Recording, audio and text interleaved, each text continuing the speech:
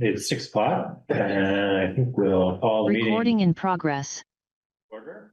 Thank you. Relatively lightish agenda, fingers crossed. See how this goes. But we're starting. You jinxed it. Yeah, well, Absolutely. there you have it. Starting with a conversation with CBRPC and about the Marshfield Gully Stabilization Project. So come on up. Famous last word. Yeah. Got me to blame it, when the meeting goes silent. No, you can't. Infrastructure projects are always good. So it sounds like I'm not as familiar with this particular project, but is this part? It doesn't matter. I'll let you do it. I'll do my song without dance and then be happy to answer any questions that you have here. So thanks for making time on the agenda. For those of you that don't know me, I'm Brian Boyd, Senior Planner and Program Manager at the Southern Vermont Regional Planning Commission. So this project originated about a year and a half ago, and there were actually two pieces here. One is to look at replacing the culvert on Keegan's property. Hey, John. And the other, if you're looking at the layout here, is the stabilization of a gully that has formed off the west side of Marshfield Road. So the millipede looking thing on the sort of top left of the diagram gives you an idea of where that is. So the design work for this project was funded through Department of Environmental Conservation's Formula Grant Award for the Winooski River Basin. Central Vermont Regional Planning Commission is the clean water service provider for the Winooski, and so we get about $1 million per year from the Department of Environmental Conservation to work on phosphorus reduction projects. So there's money to support the design and implementation of projects that reduce or minimize phosphorus runoff. And then we have additional funding available to provide ongoing operations and maintenance support for implemented projects. And last but certainly not least, there is not a match requirement for the town, so it typically makes these projects pretty attractive. The project location, as I noted, is just west of Teagan's property along Marshfield Road. For those of us who don't know where Keegan's Oh, sorry. is. I'm sorry. 170 Marshfield Road, so if you turn onto Marshfield Road for Route 14, the big sweeping curve. Yeah, you know, even if the guardrail and or turned around when they got halfway up that hill and realized it was too icy and they turned around in the nearest driveway, in my driveway, that's when we used to. Right on the edge of the, right on the outside of the corner, yeah. Okay, thank you. Yeah. Yeah, and so the gully is just before that, just to the west of. Thank you.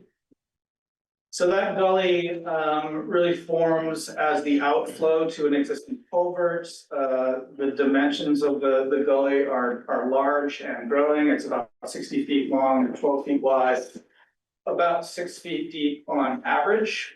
And I'll note that we're not proposing a replacement of the existing culvert. We're only going to be stabilizing the culvert outflow so that we can reduce erosion and stabilize the gully over the long term.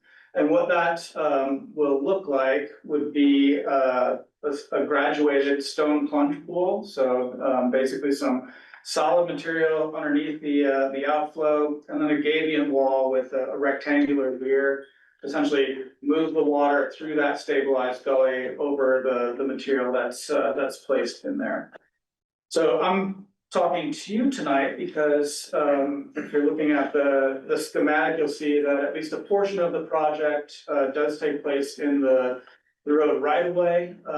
This is the 60% design, by the way, that I shared with you. The 100% design for this project will be completed by the end of the month. But in a recent conversation with Kari, email exchange actually with Kari, he noted that there is going to be surfacing or some other type of work on Marshfield Road, and want to make sure that you're all aware of this opportunity. And if you decide to support the project and we move forward, then that'll make it easier for me to work with Kari to make sure that there's not any conflict between the two projects, and ideally that we would get the gully stabilization project completed before the road construction actually works. Again, I don't see any work on the road surface proper, but there will definitely be at least the gabion and the plunge pool, portion of the plunge pool will be situated inside the road right away. So if you choose to support the project, the next step for me would be to write a funding proposal to our Basin Water Quality Council to support the implementation of the project, and then, of course, continued collaboration. Can I do a sound check? I'm not hearing anything. No. Are you hearing me? Yes, Yeah, We can hear you. we are hearing you, yeah. Oh, you hear me? Yeah. Okay, I can't hear anyone there. you can hear us now, right? Are you all on mute? No. Right. He's talking pretty loud too. There we go. Hey, now. Thank you. Sir. I'm in now. Okay. Okay. Sorry about that. No problems. Yeah, so next Okay. steps would be for me to pursue funding, the next round of funding for implementation. A decision on that would be, assuming I submit my funding proposal in February, would be available in early March, and we'd be able to proceed with implementation at that point. So that looks like would be, we already have a design engineer that we're working with from Watershed Consulting. They've probably done numerous other projects in town, either for the town or with various watershed organizations, et cetera. And then we would hire a construction crew to actually implement the gully stabilization piece. So I'll stop there, and I'm happy to answer any questions that folks have. What would be the construction access for that project? Would that be like off of Marshfield Road, or would you be? Yeah, coming in? Yeah. that's the plan. So, and thanks for asking that question, because that may necessitate the removal of the guardrail on a temporary basis to be able to get the access down into there. It's pretty steep in there for folks that haven't looked at that. And speaking with the construction engineer, they did a similar project, not in Calais, but I think it was in Georgia, last summer, had a similar style setup where it was real steep in terms of the access, and the construction crew that they hired out to do that just made it work, essentially pushing everything in, getting smaller equipment down there to move everything around to its hopefully final resting place, not to be disturbed by future storms.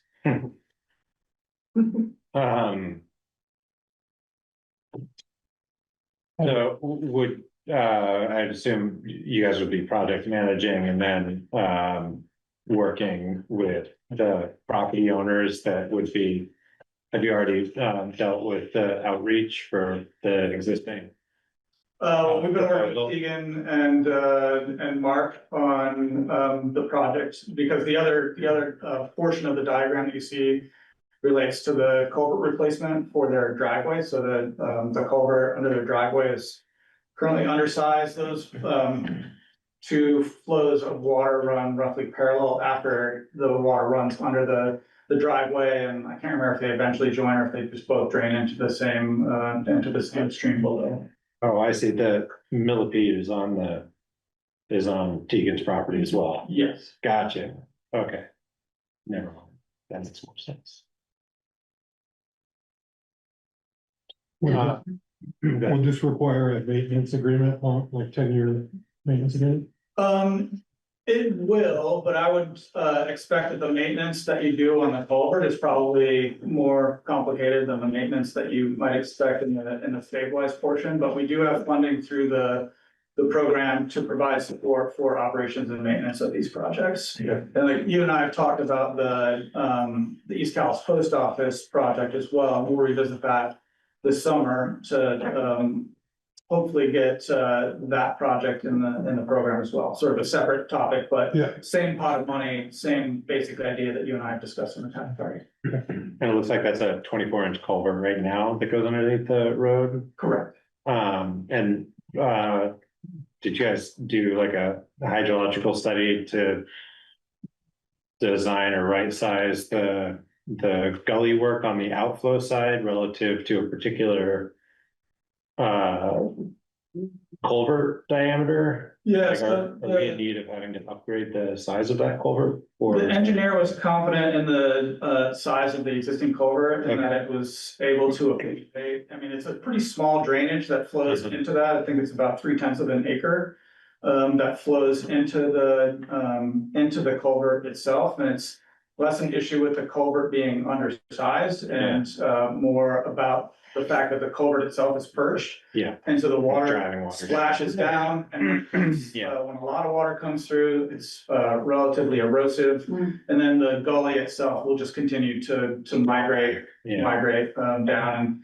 And, so where this comes in terms of my program, we're funded to reduce phosphorus in the watershed, as I mentioned before. And so if we can stabilize the gully, minimize or eliminate erosion potential from the gully, we should then also realize a reduced phosphorus load going into the adjacent water body. Sounds good. So assuming that, do you need I guess like a formal letter of support from us, or just kind of a thumbs up for pursuing the funding? Is that? Yeah, I'm happy either way. I mean, a letter of Is one of them support, more it's not like favorable we're than others? for somebody else, but I think you drafted the last one. Yeah. Yeah, a motion in support of that would suffice, and I can use the meeting minutes as the official letter of support, or I could prepare a letter that you could sign following a motion tonight. It doesn't matter either way. Okay. Can I just ask quickly, is the gully erosion and creeping going to be threatening the road stability, or is it going the other direction? I think it could be a combination of both, quite frankly. Yeah. I mean, what they're seeing now is that it's moving downhill, but there's no reason to think that it couldn't also migrate back and potentially undercut the road, or at least undercut the culvert itself. Can you also, say again the why we're talking about 60% concept as opposed to 100%? So the 100% design will be finished at the end of this month.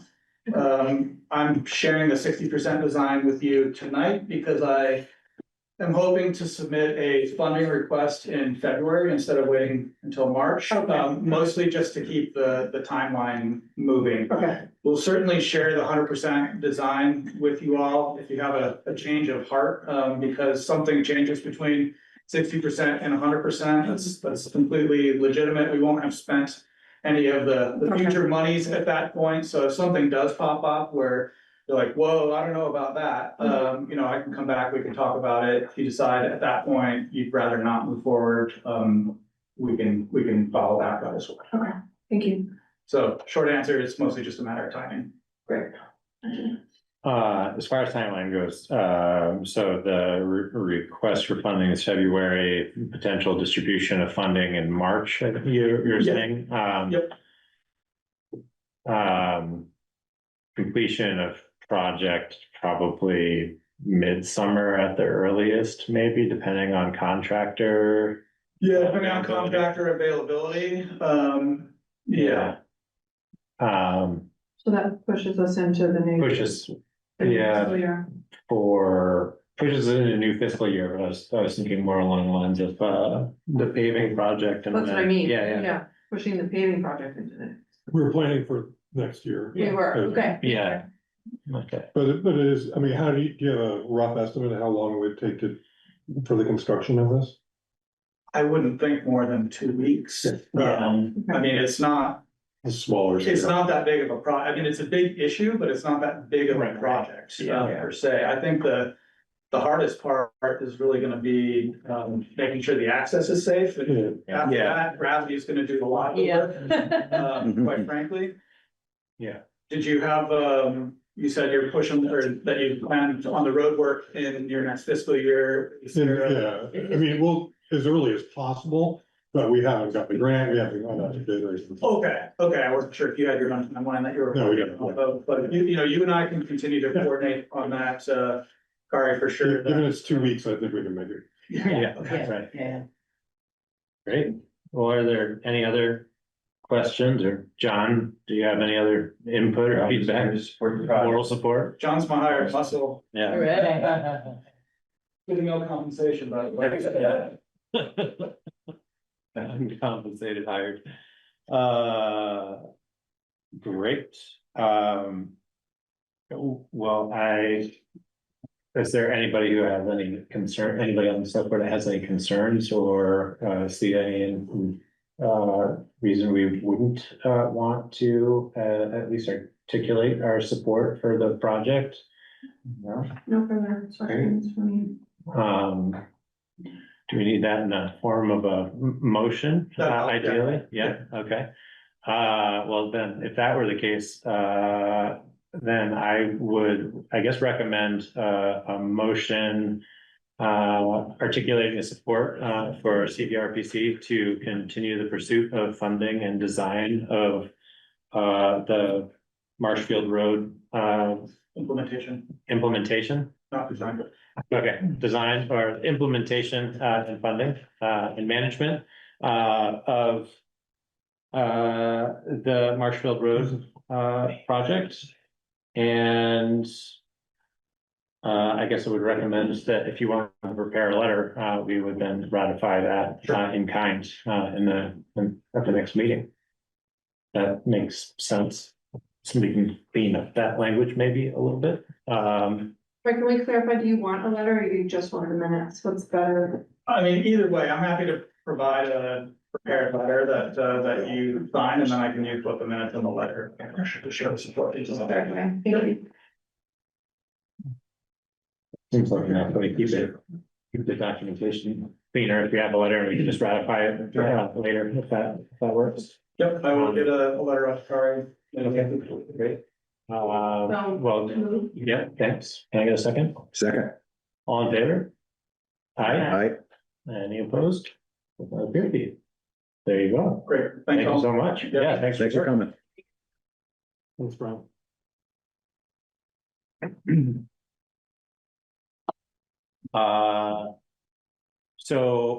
Sorry, I should have kind of started off a little bit with proposed changes or additions. Oh, yeah. Good, getting stuff, yeah. Thank you. Believe we'll be tabling the community nurse topic. Probably, just let us know that the folks who are gonna be participating in that weren't able to make it tonight, so we'll table that and move on with the agenda, if that makes sense to everybody. Okay. And then I just want to make sure everyone's aware, Martin Eichel is here on Zoom. He's representing the Adamant Music School, which is not explicitly on the agenda, but would best be discussed in the context of the warning. Because Martin is asking that the select board grant an article on the warning for property tax exemption for the music school, which I did discuss in the memo. Martin, if you're okay with waiting until the town meeting warning, we'll kind of work through a couple other agenda items, if you have the time.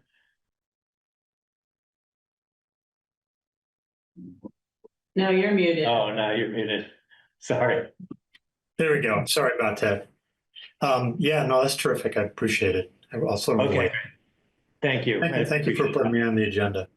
Yeah, no problem. Great, so that brings us to the public comment period. I'm not seeing any other members. Oh, Jonathan. I do want to make sure we talk about Cole Bliss's request that came from by Yeah. email. He sent me an email this afternoon Okay, with some clarification, so maybe we could, well, that seems like that'd be an appropriate time to talk about that now, I guess, since wanna do it now? Yeah, Okay. it's not on the agenda and it was kind of commentary that came in from the public, so it seems appropriate to work that into Okay. comment period. Did everybody have the chance to see Cole's email to the select board about winter road maintenance practices and requests to consider an auditing of those practices? And then the second. I saw this first, but I'm looking. He sent two. Oh, okay, I did not see the second one, so somebody, So I responded asking for more specifics, Yes. whether or not an audit happens, it's good to get feedback about what's working, what not. And it looks like he's saying, he's not trying to single anything out. His request is town-wide audit of all roads. well, I think in speaking from my position, I guess personally, after receiving kind of the initial inquiry, I think that that's a pretty tall order. It would be pretty time consuming and presumably pretty expensive to try to contract an independent audit without identifying what the scope of that audit is and how many roads, and that would be significant. And so, I certainly appreciate Cole's intent not to like identify or single out any particular employee or shortcomings with relation to road maintenance, but I think that makes it pretty hard to address any particular concerns specifically. I just, yeah. Does anybody else want to kind of weigh in on the interpretation of that? But, well, I guess I was wondering whether, has this been shared with our road foreman and, Not yet. okay, And I'm because. pretty sure that's on his route. Where Cole lives is, Loose Road, I believe, or Bliss Road. Right, it seems like some internal dialogue and evaluation would be warranted before going on Totally agree. external hire Yeah, consultant route. yes, Yeah, I'm not hearing, I don't believe we've had other community members making this kind of request or statements. So it's an individual experience that we're hearing about, That's right. requesting quite a big investment. Yeah. So, yeah, so I think, as you say, internal discussion and maybe, a further. I mean, I, as you said, I appreciate that the person's not trying to call out, individual. But that not providing roads that are examples of the concern. That's right. Makes it difficult for us to take any action. Yeah, and I'd say it was a little more, with the exception, I think, of a few key points of feedback that we've received over the season. The one that was standing out was the degree of like sanding on gravel roads, but that was also maybe like a misinterpretation of what material is being put down, because we were putting down more granitic sand that's lighter in color. But aside from that, the general feedback about the road maintenance has been fairly positive so far. I would agree with that. This season, but again, that's a little anecdotal, but I think I would certainly invite Cole to give a little bit more specific feedback on particular roads or that he's noticing that, and Do you want me to get back to him, or? yeah, I think so, that would be great. And we'll go from there.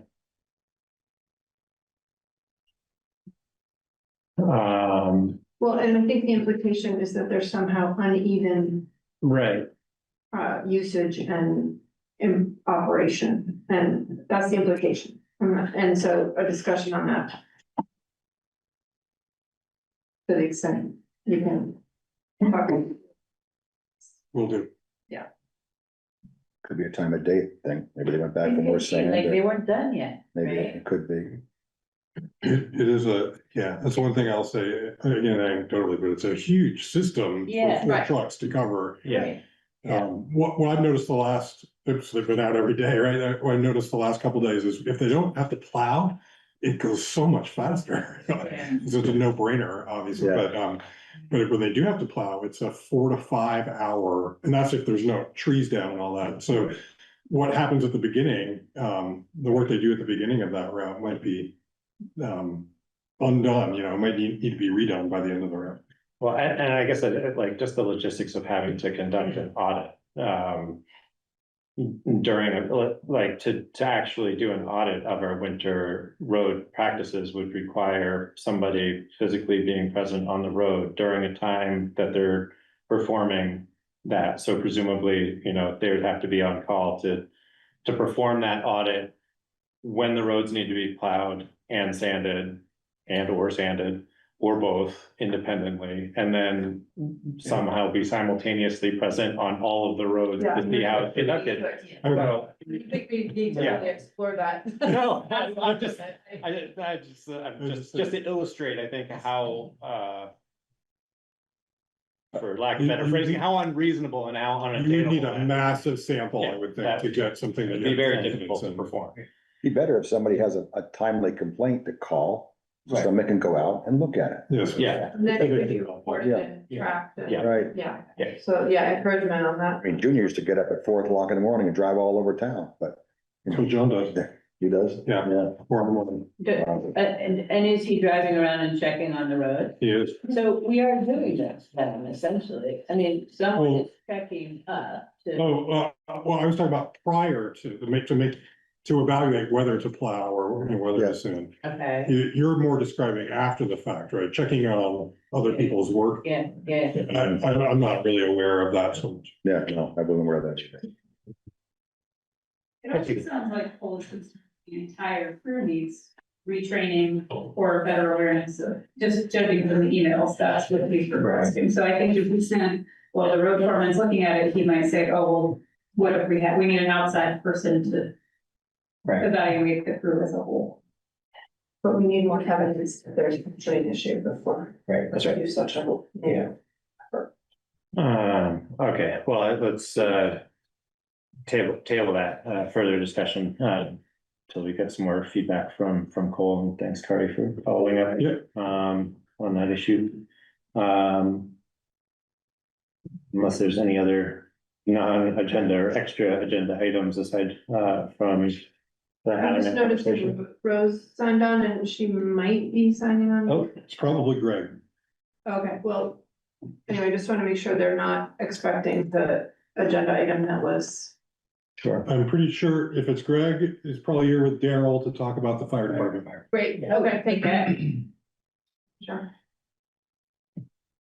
Well, with that, let's, move to, This is Brent Lilly. I wonder if he has comment on the public comment.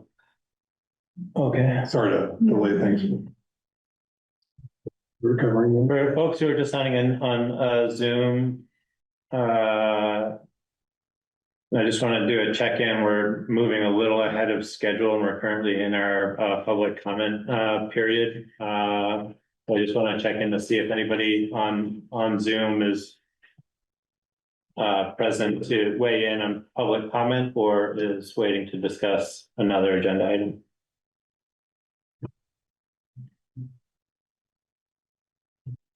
Brent or Jonathan? Okay. Okay. No. Okay, thanks, Brent. So moving on to the fiscal 2027 budget conversation, which will include check-in with the East Montpelier Fire Department. Kari has posted a pretty refined version of our draft budget in the budget folder. Is everybody able to find that in the shared drive? That includes now the modifications that we discussed during our last meeting, as well as I'm understanding the requested amount from the East Montpelier Fire Department without modification. Yes.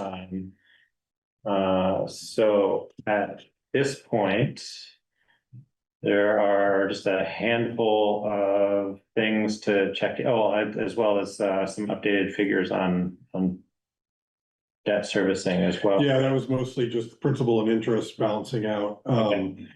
The other significant thing was the last estimated number was the county tax. And we got that number last week, almost 7% increase. So. Yeah. And where does that show up, Corey? That is in the general government near the end. Hold on. Actually on page 2. Taxes, dues and assessment, it's the second one, county tax. County tax. And don't ask me what exactly we get for the 18,000, the judicial system, I think is really what the county does. So with the adjustments to the highway department and now with everything else included, looks like we're at like a 5.8% increase for highway and general. 5.4 for the municipal portion. Yeah. When we add all the other articles, it's 5.8. Mm-hmm. And then I think, that kind of brings us naturally to conversation with the East Montpelier and originally we were considering providing some feedback on trying to cover a portion of their budgetary request out of their revenues, which is something that we entertained in the past. I unfortunately wasn't present there, so I can't speak to the dialogue that was had during the last meeting that had to kind of get rescheduled. But it sounds like there's request to kind of stay firm with the initial request, not to pull revenues out of ambulance all right, it sounds like East Montpelier is maybe walking back a little bit on their position, on a position to push there as well. So so Bill and I attended the meeting on Wednesday. Jamie was on Zoom, and if you looked at the revised capital budget, that was the most significant thing I think we were talking about. There was a significant change in assumptions. They're going from a $750,000 surplus in fiscal 22. This is in their capital budget, to a deficit of 600,000 and change. So we went through the assumptions. We talked about what's in there, why it's in there, how it might change, and and then a number of other operational challenges, which Daryl will speak to. But the upshot was that the fire department's holding firm on their request for not to make a contribution to the ambulance budget. This current year, they're making it $16,000. Last year, they made $30,000 contribution, but this year they're proposing $0. And by the end of the meeting, Seth anyway was in agreement with them. He was supportive of that. And the East Montpelier Select Board is going to meet, I believe, next week to vote on that. They had, I think, 2 other members of the select board. They weren't saying a lot, but it sounded to me like that they had the East Montpelier's town support. And then Daryl offered to come and talk about, their budget. And I guess I'll just say, Bill and I did our best. We advocated for our position of a $30,000 contribution, but we did not prevail. We did not persuade the other parties. And there wasn't a counter offer around meeting at the same same level as previous year. There was not engagement with Did I do that. that correctly, that it was 16 last year and It's certain 16 this current year. FY 25? Yeah, and I did bring that up at some point, but it didn't one bit. And, well, maybe, well, I'll stop there. Daryl, you want to add anything? Sure. So what is inevitable in life? Death and taxes, right? So we're here to reduce debt, you're here to reduce taxes. Right. And the concern is, there's three reasons that we feel that it's not responsible to take away from the capital budget, from the money from base stuff, to offset for 1 year, a few percentage of 1 year. Because first of all, the budget increase that we're asking for the ambulance side is 5%, the 3.2 for the fire side.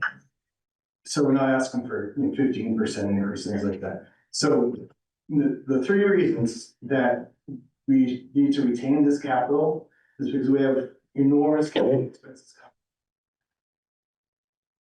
coming. All of our equipment, it gets old and it gets out of date, and there's rules, there's OSHA and NFPA, National Fire Protection Administration rules about how old this equipment can be. We're at the stage in the life cycle of our equipment that right now we need to spend more than $200,000 to replace all of our air packs, all of our SCBA packs, because we just found out that those will not be serviceable after this year. So there's that, as well as the air compressor that makes breathing air to fill those. So there's enormous expenses coming, and that's just the beginning. So we did revisit the capital plan. Thank you very much for your help with that, and thank you for your patience. And as we transition, we've changed a lot of the leadership, and I think we're in a really good forward moving space. I really appreciate your patience with that. So we were able to, take a look at that capital plan, make it a little more realistic.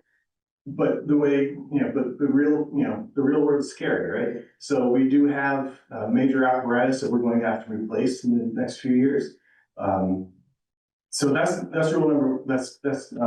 factor number one, why we should need to retain this capital. Two is that we need to provide 24/7 coverage, and we do that. And we've been doing that, we'll keep doing that, but without more people on staff, it's actually incredibly more expensive because we're paying a lot of overtime, time and a half to keep this, to keep the station staffed all night long. And a big reason for that is because we've been underpaying our per diem ambulance staff, compared to all their other options in the area.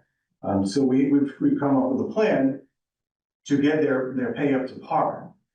That's going to be about $35,000 a year more than we expected.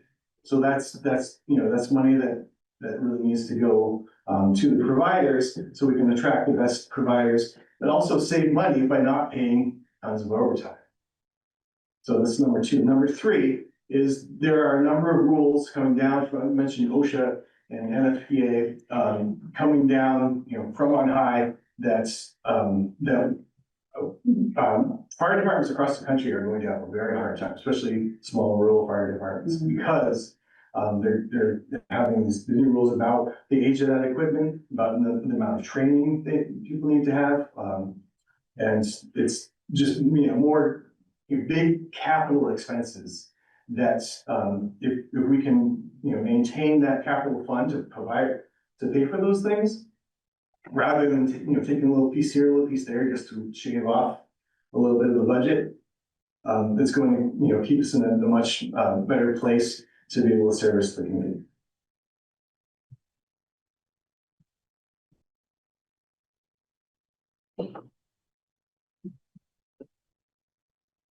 Anybody have any questions or I commentary? just have a comment. I mean, we talked about this a little bit in the meeting, but 2029, there's a forecasted $500,000 deficit in the capital plan. Right. So I guess what I'd like to see is how you plan on dealing with that. I mean, are you gonna pay $400,000 for an ambulance, or are you gonna have a down payment and then have payments? I mean, somebody has to take this thing and make it work, because right now it doesn't work. No, it absolutely doesn't work. And we don't take into account trade-ins, we don't take account, the possibility of grants, we don't take account the possibility of finance, we don't know what those terms are. So as kind of, as what we know right now, that's the picture. Obviously, that's not serviceable. That's, we can't actually pay $700,000, for the pumper and, whatever it is. But I think you have to come up with a guess. Someone has to take this and come up with a decent guess and put it in the notes as this is what we thought we were doing here to make it balance. Or you're gonna say you're gonna go to the 2 towns and get 200,000 from each of us. Well, Something has to be in there to make this balance, because otherwise this doesn't work. correct. Yes. Okay. And that should be a footnote. Thank you. Okay. Yeah, I guess the rest of my kind of commentary on it is, I do want to recognize that there's obviously been a lot of turnover, and we've been, from at least my tenure on the select board, providing a lot of feedback about like adding more transparency into the fiscal situation and the capital planning and more structure. And we spent a lot of time working on an interlocal that, I think gave a lot more autonomy to the department to like make these decisions about, spending a little more freely as you needed to, knowing that equipment's getting more expensive, and the funds are there, and then they should be used as intended. And so I think we're trending in the right direction. And at the end of the day, we're really talking about like a gross whole number that's being requested, and really this request only comes out of like a specific request historically from the select boards to get some sort of token contribution, towards out of the revenues generated from the ambulance towards the capital planning or funds. And to that end, it's like, for lack of better phrasing, it's like a token representation of skin in the game that you're making good faith, commitment to help also offset some of the costs relative to revenues generated. And I know that I don't have this same line of sight into the last 20 years of this, but and that the operational environment has obviously changed a lot. Like this is the idea of a self-funded police or ambulance and fire through revenues is not tenable, and so the towns need to kind of get used to contributing. But I think continuing to consider a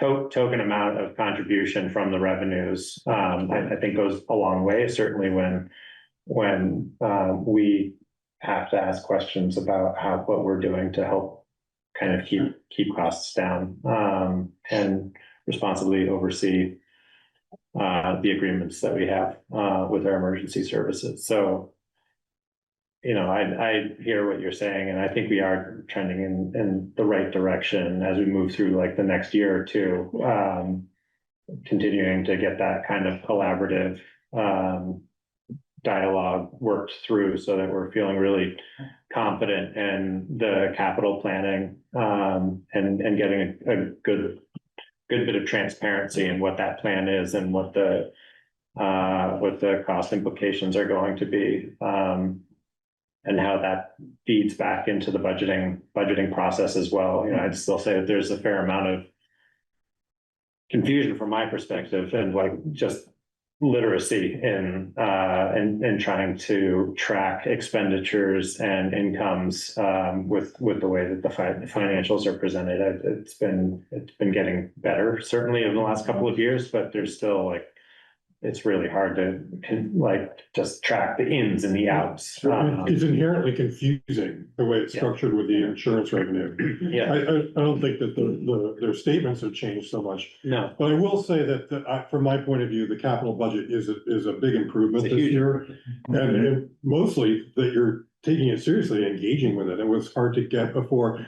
I think Bill's point is the next big step is like, how would we actually pay for these things? Now we know what we need and approximately when. And financing, I think, is inevitable because it just, you just, like Bill said, you can't make it work.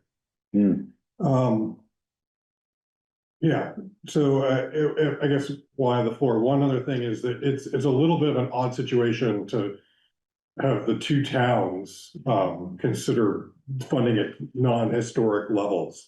I mean, I don't know that we've ever faced that, and I don't like that idea at all, because it is a partnership. Yeah, do you have any information going further back? Like we said, it was 16,000 this year, it was 30,000 the year before.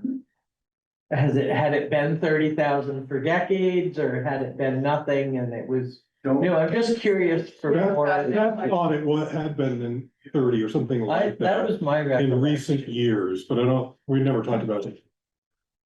Greg might know better, but yeah, it was. Yeah. And are you anticipating this sort of being we wanted nothing this year while we rearrange and we'll consider going back to it in the future? Is it more about we want to be done putting money into that? No, I don't think this is a forever thing.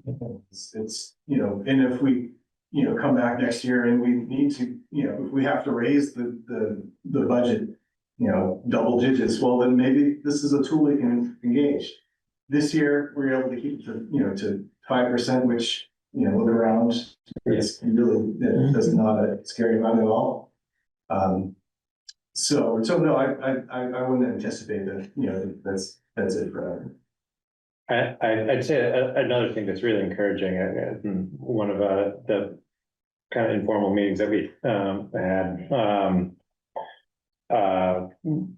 the fire department expressed an interest in shifting the budget. Like, part of this is awkward because you guys are ratifying your own budget after we've already gone through a pretty significant amount of review of our own budget. And so there's already been a commitment to revisit kind of their budgeting schedule and bringing that forward, so that if and when we do re-engage in these kinds of conversations and want to kind of go back a couple of times, we're going to have a little bit more, from my perspective, appropriate opportunity to do that before everybody's so far down the road, and we can kind of work through some of that dialogue. And it doesn't seem like so much of a political game of armsmen, budgetary arms racing, which I do really appreciate, because I think East Montpelier is the same way.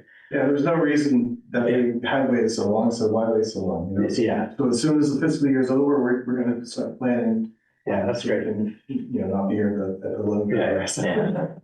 Well, thank you. That is a significant change. I hope we realize that in the coming fiscal year. Is it fair to say that I'm not hearing a strong sentiment to deviate from the requested amount and maintaining that in our budget? Or finding a way that, or does somebody want to propose something else? I'm just trying to get my head to it, to the place where, I mean, I agree. I think, impressive work has been done and lots of positive forward motion. I totally appreciate that. It seems like a very conservative, like a very, very conservative move. Given the fact that how it impacts the towns, right? So that's what I'm hearing a little bit, is that it seems so far, that maybe it's too the department's being a little more conservative than it merits. But I don't, you all have been, you know, much more, much deeper, and I'm thinking about it in terms of the percentage points, right, of like, what percentage moves for us versus, you know, a small, you know, some kind of contribution, towards that would actually make an impact for us that's quite significant, for our taxpayers, so just trying to get at that, Yeah, 10 grand's like half a percentage point. right? Of course, it is in the special article, right? So it'll be, so it'll be up to the voters, Uh-huh, as, you know, but. You know, I don't know, for what that matters, it's not embedded in our town budget. right, So, But it goes into the ambulance line, when really it's not an ambulance thing, it's a whole East Montpelier Fire Department thing. It's going to the capital plan, correct? That's where this money's going? This 30, well, by them not contributing to the ambulance operating budget, that just means that article that voters will vote on a town meeting is just that much higher. It's $10,000 more. right. So But it's a separate article from the main budget. Mhm. And people have the opportunity to question that. I'm sure Gerald and Thomas will be there, and they can change it, they can add to it, or they can lower it. You know, Yeah. it's just a different process that way. Okay. Yeah, I think from, I guess, my perspective, because it is a separate warrant article, we have an obligation to do our best to advocate on behalf of the voters and our oversight of the interlocal, to see where we can influence these things, but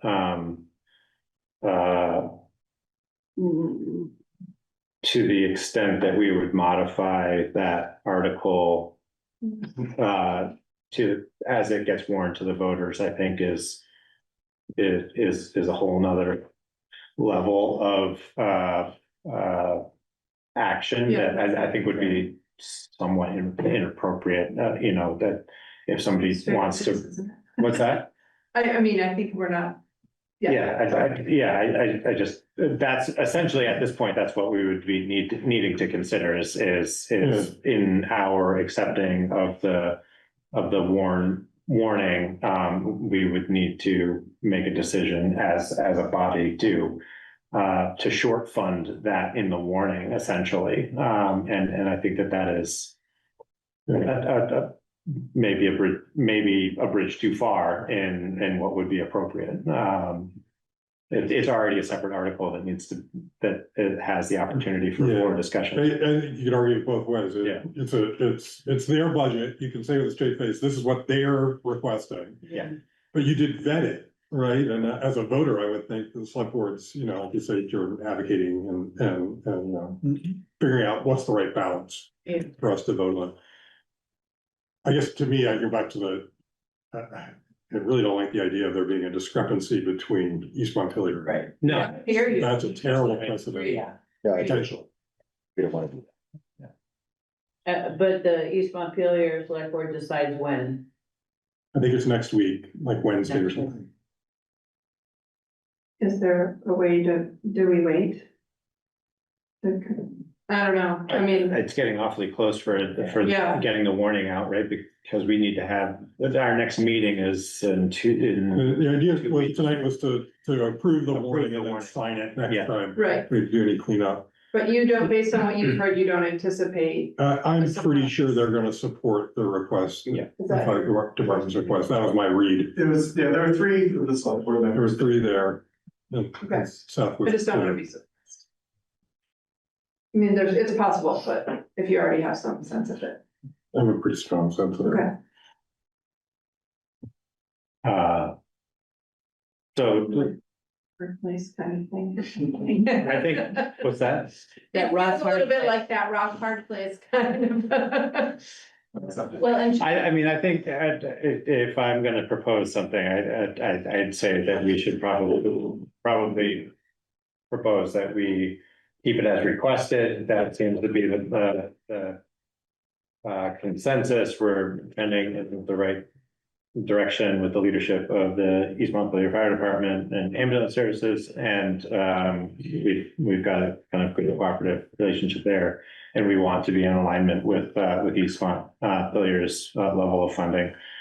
So that being said, we'll have the opportunity to make a slight modification when we sign the warning at our next meeting. If for some reason there is a departure from that, somehow East Montpelier decides that they Yeah, I think you could. are gonna modify it, we could modify our warning. Yeah. But for now, we'll leave the requested amount in the proposed warning that we discussed and approve later today. And we do support the East Montpelier. Of course, Yeah. Yeah. Yeah, and thank you very much for taking the time to come and meet with us. We appreciate it. Thank you for your, understanding and patience. Yeah, of course. Right. Great. Thank you very much. So further discussion on the budget, the possible action for tonight is to approve the budget as it's been prepared. And that's kind of the last big decision. Are there other budget items that need to be discussed or weighed in on? Or, Sorry, thank you for your work. Mhm. Yeah. I had a minor confusion Okay. on under the highway grant expenses at the bottom of page 5.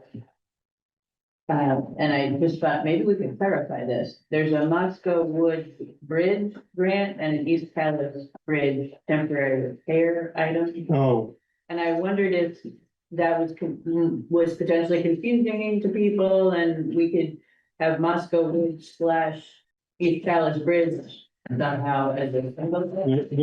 they're separate, Okay, they're separate. accounts in Okay. our accounting system, All right, but you're right, I think that just the temporary repair was its own grant. okay, okay, that answers. There's a long history to trying to do something with And this it bridge. lives that, Yeah. it lives with that, like we live with line items for, We do, Over yeah, we years. do, Really?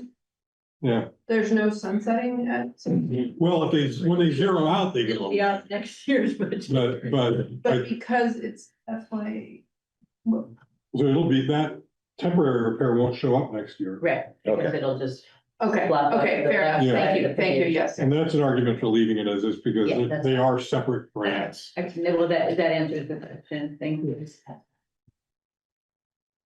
It's not our budget, but if you saw my discussion of the CLA, the common level Oh, of yeah. racial equalization study.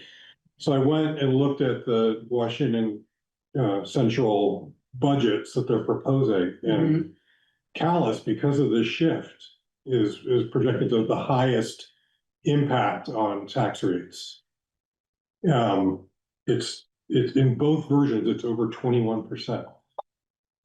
A fifth of 21% property taxes. increase? Yes, the taxes, and it's driven in large part by this change in the CLA and then the SA, the statewide adjustment.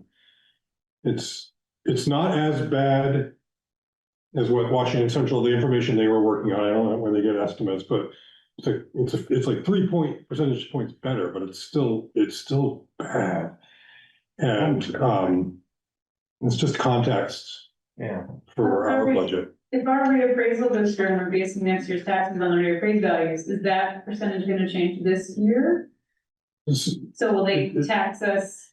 So it's a good question. I think that we won't actually we'll have new values and we'll have a new tax rate as a result.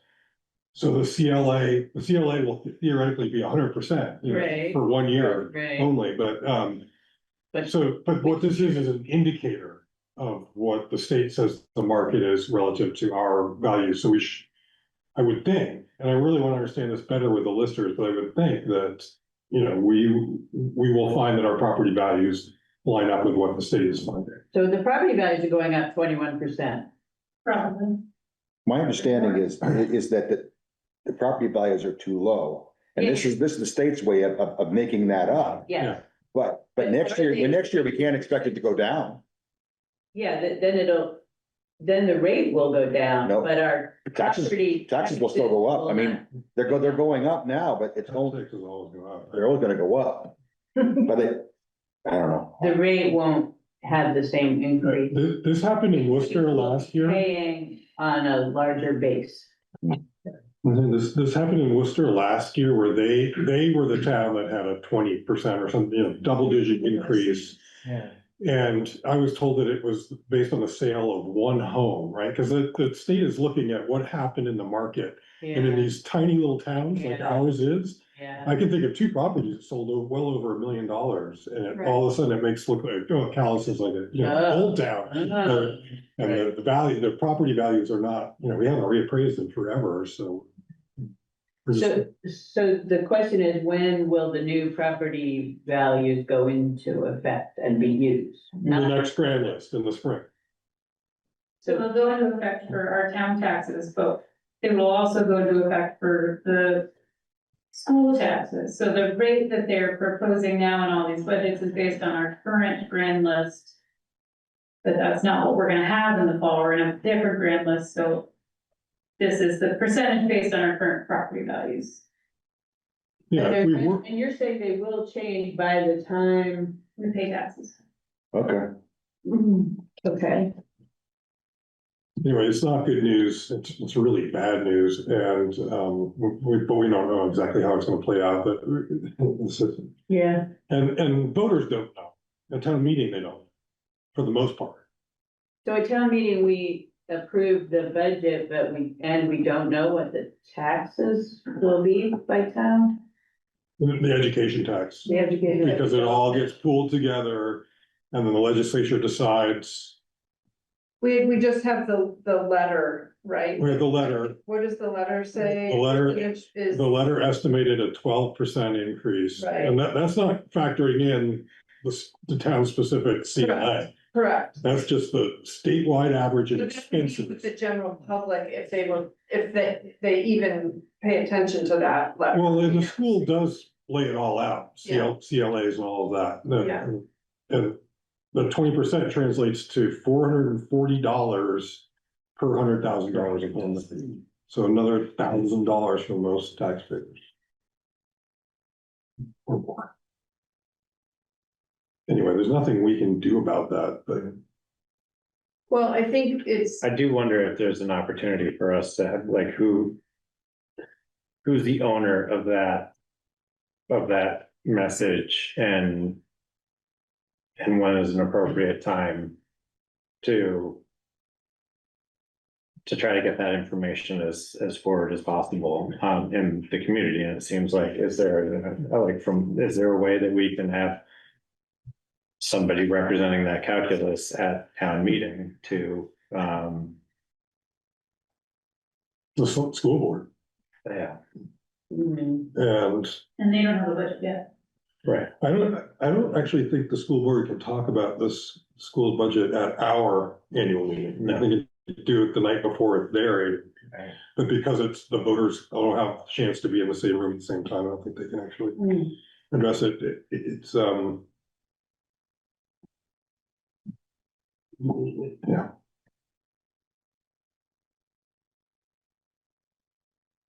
They will theoretically be having informational meetings comparing a yes and a no vote on the school closure, and at those meetings, they should talk about what sort of tax increase either vote would mean. right, So that question might be answered in a sideways way in those meetings, I just don't know.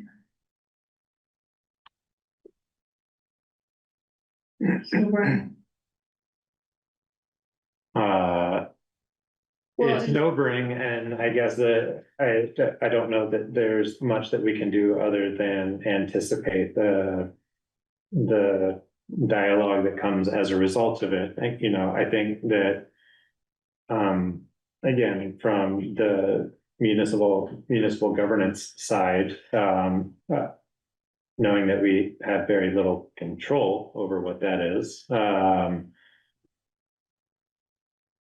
the feedback that the select board needs from the constituency, relative to town sentiment or decision, school side, needs to then inform or empower how the municipality like makes plans for modifying its expenditures, you know, if people want to decide for example, to pay a premium for a school budget, is the expectation from the constituency to also see the government change its spending to reduce taxes on the other side, and that the connection between those two issues has not been made clear to me.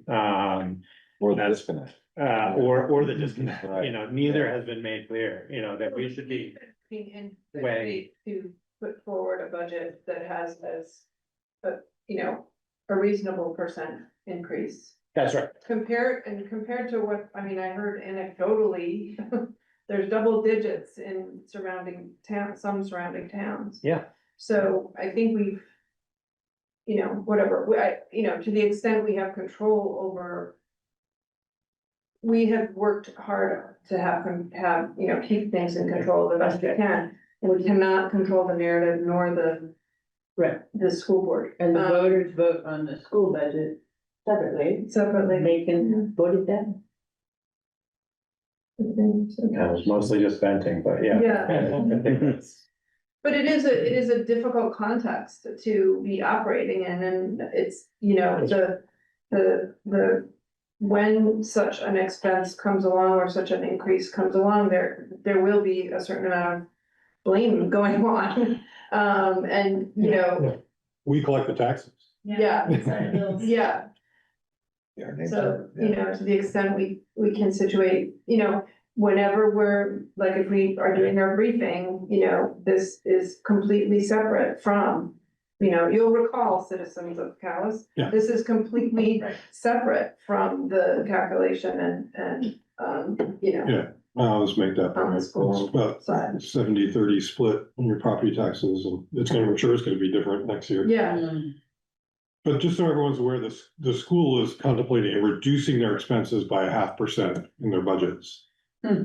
So they're making a good faith effort as well. It's that the demographics, the real estate market, and just general inflation in the state. Okay.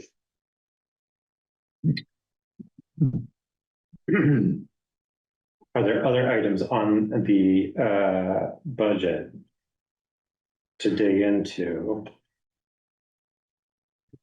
prior to entertaining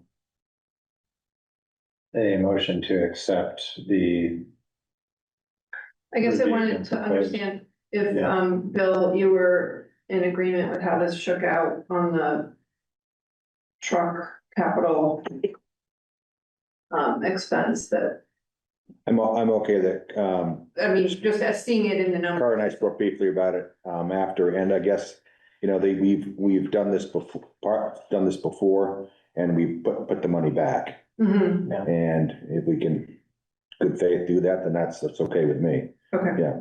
Right. So, Thank you. part of getting elected again, Bill, is make sure that we do it again, Right. with the money back. I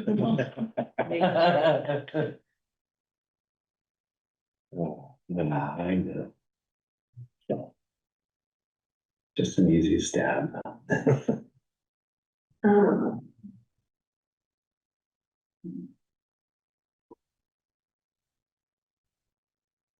I think we've talked this thing I through. think we have to. Yeah. And, It's a lot of work, thank you. We did our best. Yeah, it's a good process. Well, Yeah. When you talk about that. I also we're want, not just throwing a dart here, there's a lot of stuff in here, you know? Yeah. Well, and you know, there's a cumulative effect, right? Like the last year's work Mhm. and this year's work, we end up with, you know, great learning and improvements each Closer to what we year. want. Absolutely. It's great. yeah, thank you, Harry. And thanks everyone for going through this process. So with that, I'd like to entertain a moment to, movement, A motion. motion? Where are we? Entertain a motion to, adopt and approve, the, FY 2027 budget, which will then inform the town meeting warning. So moved. Second. All in favor? Aye. Aye. And thank you, everyone, for your contributions. Town meeting warning. All right, well, setting aside the music school for just a moment, I think we've answered the remaining questions on the warrant. Because we now have a budget and we That's right. confirmed the ambulance amount. Yep. So that should. And also there was the request that for pending potential request for another warning that has been walked back. That's too. right. So Right. That was the other we thing. aren't anticipating any other additions. Has everybody had a chance to review the warning as it was prepared with some informed assumptions about the dialogue that kind of transpired this evening? With the exception being conversation about Adamant, the music school. Yeah, so you want to get into that? Yeah, I think that would be appropriate. So I'll just give a quick setup and then Martin's here. So last spring, I believe, the Adamant Music School applied for property tax exemption using the statutory process, which is a state application that gets submitted to the listers, and the listers are actually, they made the initial judgment as to whether an organization is eligible for property tax exemption, and they got into that process, and then sometime I believe in the summer, the listers asked for more information because I think what they're trying to do is establish, is there a public good provided by the organization? They asked the school about their selection or admission criteria, and they wanted to know more about that process. And then my understanding is that that process stopped right there.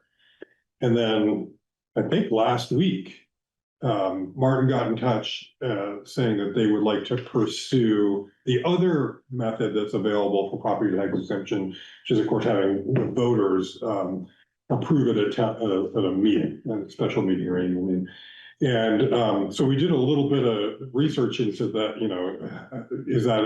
are they an eligible organization? And I just actually follow-up conversation with our attorney this evening at 5 o'clock. And he said, yes, he agrees with the analysis that Martin provided. So long as they met the criteria, which included, being I forget what the steps were, but basically concluded it's okay. So I didn't get actual language for the article, and I guess we would have to develop that, but we have, just so you're aware, with 7 other properties that are property or tax exempt. And those are on a 5-year voting cycle. I think we're in the 4th year. Is that correct? So our proposal, if we were going to go this route, would be to have a vote for 1 year, and then if the voters approved, to put them on a revote next year with the other 7 properties. Wait. Get them on the same schedule and there's some. Like, sync them up in the schedule. 7 properties in Adamant? No, 7 properties around the That's town. fine. It includes the East Calais, the rec center. Okay. Right, they have a couple of parcels, like Maple Corners Community Center, Adamant Community Center, the co-op. So anyway, so then I asked the attorney, do you have any discretion? Is this, and he said, yes, you would. He said that in one town he's aware of, the select board has an informal practice of requiring a number of signatures, equivalent to what's needed for a petition. And Adamant Musical, just so you're aware, they have that option too, to go to a position getting 5% of voters and not asking us select board. Some towns apparently have that as a step for the select board, like we want to see some baseline support before we even put this to a vote. Mhm. And they do that the first time, and then if it passes, then it's assumed that it has a certain amount of support. So I guess I'll pause there and, Martin, would, Sorry, just to clarify, those 7 other properties, did they go through what? I don't know what the history of that is. But we don't have a process in place where we say Not that I'm aware a of. petition first, etc. Okay, thank you. Martin, would you like to chime in at this point and fill that out? Yeah, thank you. Can you hear me okay? Yeah. Okay. Good evening. I appreciate the opportunity to talk with you. My name is Martin Hakel. I'm president of the Adamant Music School Board. About 2.5 years ago, I was asked to take the helm of the board because the school was frankly in grave risk of closing. And there was a lot of activity to try to get some of the right leadership into the board and see what could be done to preserve the school. A lot has been done in 2.5 years. We're a working board. We're all volunteers. I took the position with some trepidation. I've been probably working about 40 to 50 hours a week for 2.5 years as a volunteer to try to figure out how we're going to develop a roadmap, frankly, how we're going to get out from under being at risk. And we're making some pretty good headway, but we're not out of the woods by any means. So I sent a letter, a formal letter just this past Friday, outlining sort of a request for a 5-year property tax exemption based on certain reasons that we feel are validated through some of the work that we do, some of the sort of charity type of work or public good work that we do. You may not have had a chance to see yet, but I hope you might take a look. For us, the exemption we're seeking isn't about profitability. It's really about sustainability. And we're a nonprofit. We're really that uses sort of resources for 2 things: teaching piano programs for pianists from around, well, Calais, Vermont, and frankly, the world.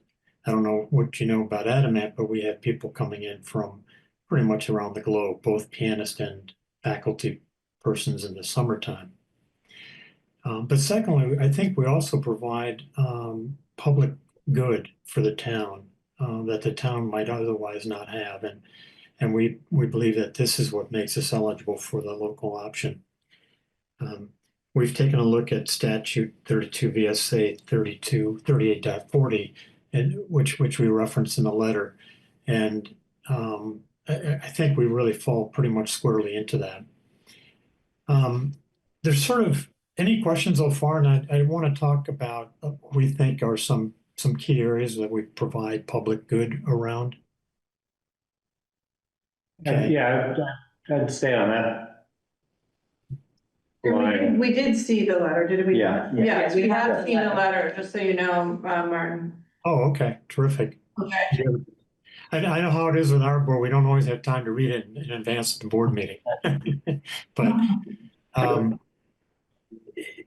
sort of there's several areas that we think are valuable to our local community. The one that's quite obvious is that we think that because our property is at the crossroads of Adamant, we have maintained a large tract of land that we landscape, and we feel that it has sort of historic preservation for the village. We have extensive flower beds and picnic tables, benches, 2 waterfalls, ponds that we've maintained and actually built many years ago. So it's a beautiful property. I don't know if you've seen it, but it's open, completely open to the public. It's at the main crossroads. And I think it sort of effectively serves as a town green for Adamant.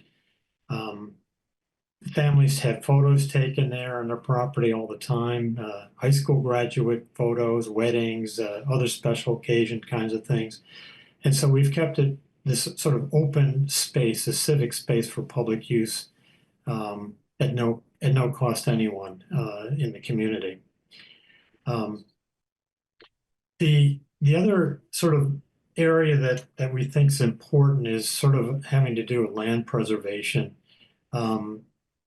We'd like to see that Adamant remains intact, and the community has expressed interest in protecting it from closure and from potential development. We have about 130 acres, I think I mentioned, and it's an idyllic area, and we have become a sort of vital part of the community, and we'd like to see that preserved. And so it's important that we continue to be sustainable. The thing that I think we also bring to Adamant and to Calais is access to high-level music culture. We think it's sort of an essential public service. It's not just a luxury. From a rural community like Calais, having a local center for world-class artistry, we think is beneficial. It's vital. Residents can experience, the transformative power of the music that enriches the area. I think it also brings local identity and ensures that the area remains vibrant. So living and living, it's a living community with music, and it's not just a sort of residential outpost. Just to give you an example, we provide about 12 concerts each summer that are free to the residents of Calais. We bring performers in from around the world. For example, this past summer, I don't know, maybe some of you may have been there. We had standing room only at the Haybarn Theater for local residents, no charge, providing a Van Cliburn silver medalist who came in from Germany and just presented this transformative concert. So we bring music to Calais. The type of artistry that we bring is typically reserved for only global cities like London or New York City and places like that in terms of the types of people we bring. So we feel that has that sort of music culture we bring to the area is very important.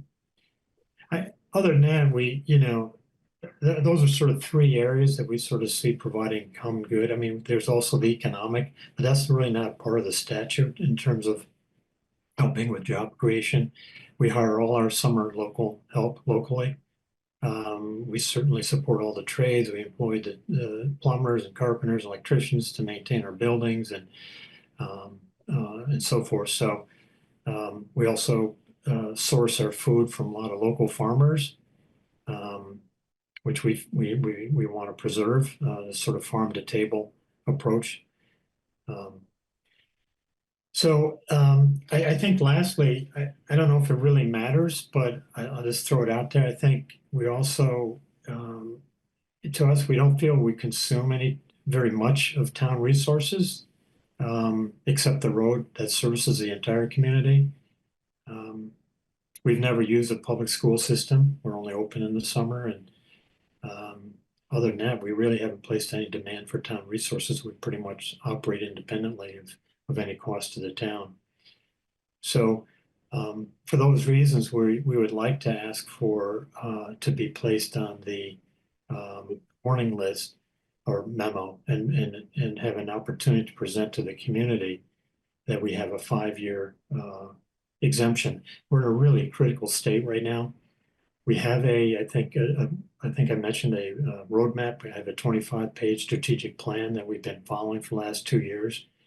We're really financially in very challenging time, and we think we can pull through it with some contribution from the community. We will know much better in probably about 2 years.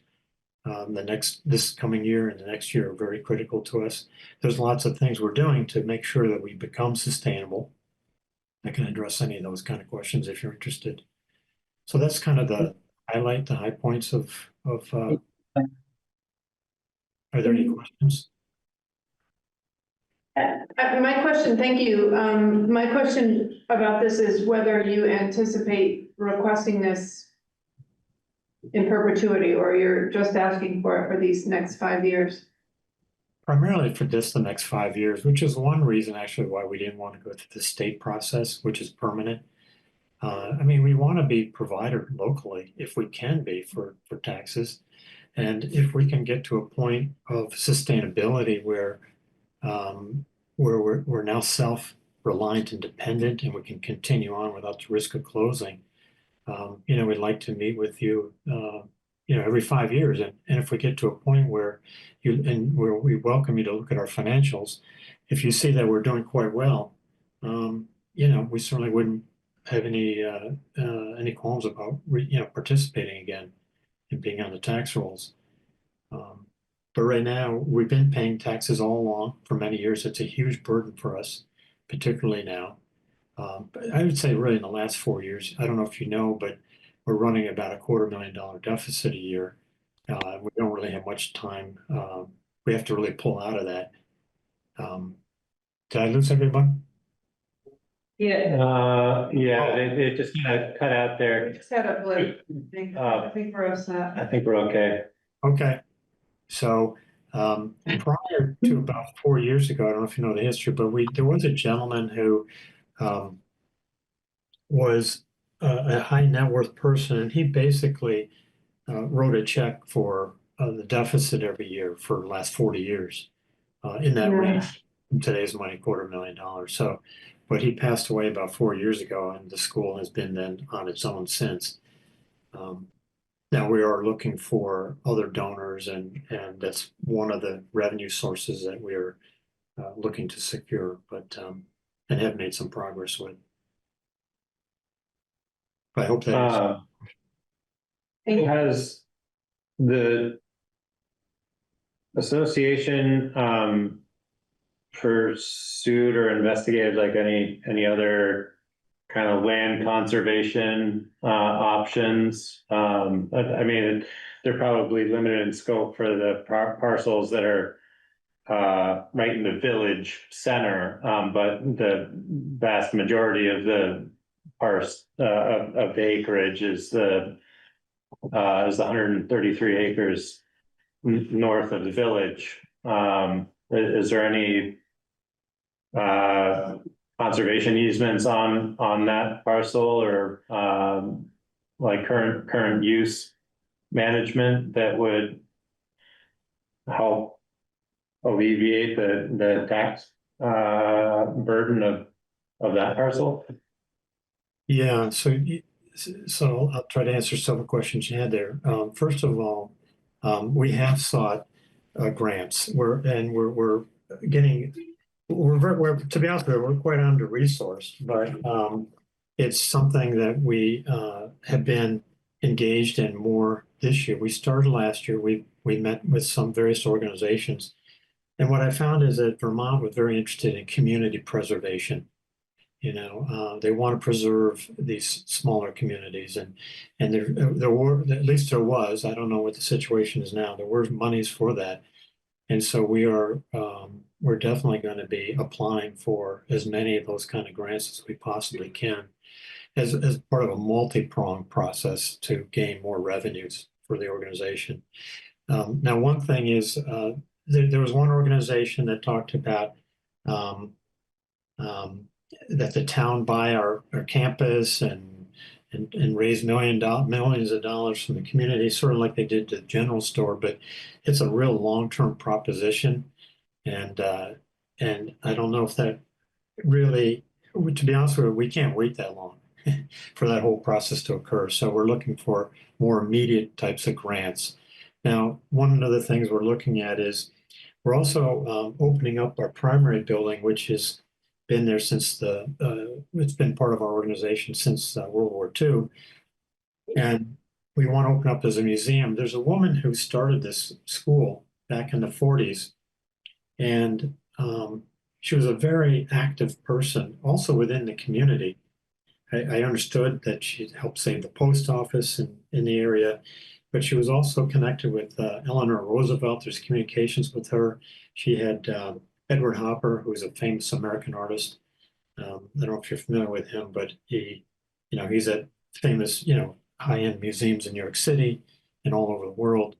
And he painted there. So just a really interesting history that she has. And we want to open that up. We have boxes and boxes of archival material. We want to open up for research. We want to open up just for people to hear more about her background. We do have a person on the board who knows a lot about it, who's spoken at various town hall meetings about the history of Adamant. We also want to open up our music library, which has thousands of scores of music for students and really for anybody in the community, musicians in the community that they can rent out for without any charge. So that's another initiative we have underway. We are looking for grant money. In terms of the rest of the campus, all of it is, our whole music organization is spread throughout the whole 130 acres. In what we call sort of the north end, we have buildings there. We also have some 28 piano studios with each with a grand piano and one or two grand pianos. We have almost 50 grand pianos on campus, and they're really spread out throughout the entire 130 acres in these little studios. So we use all the space.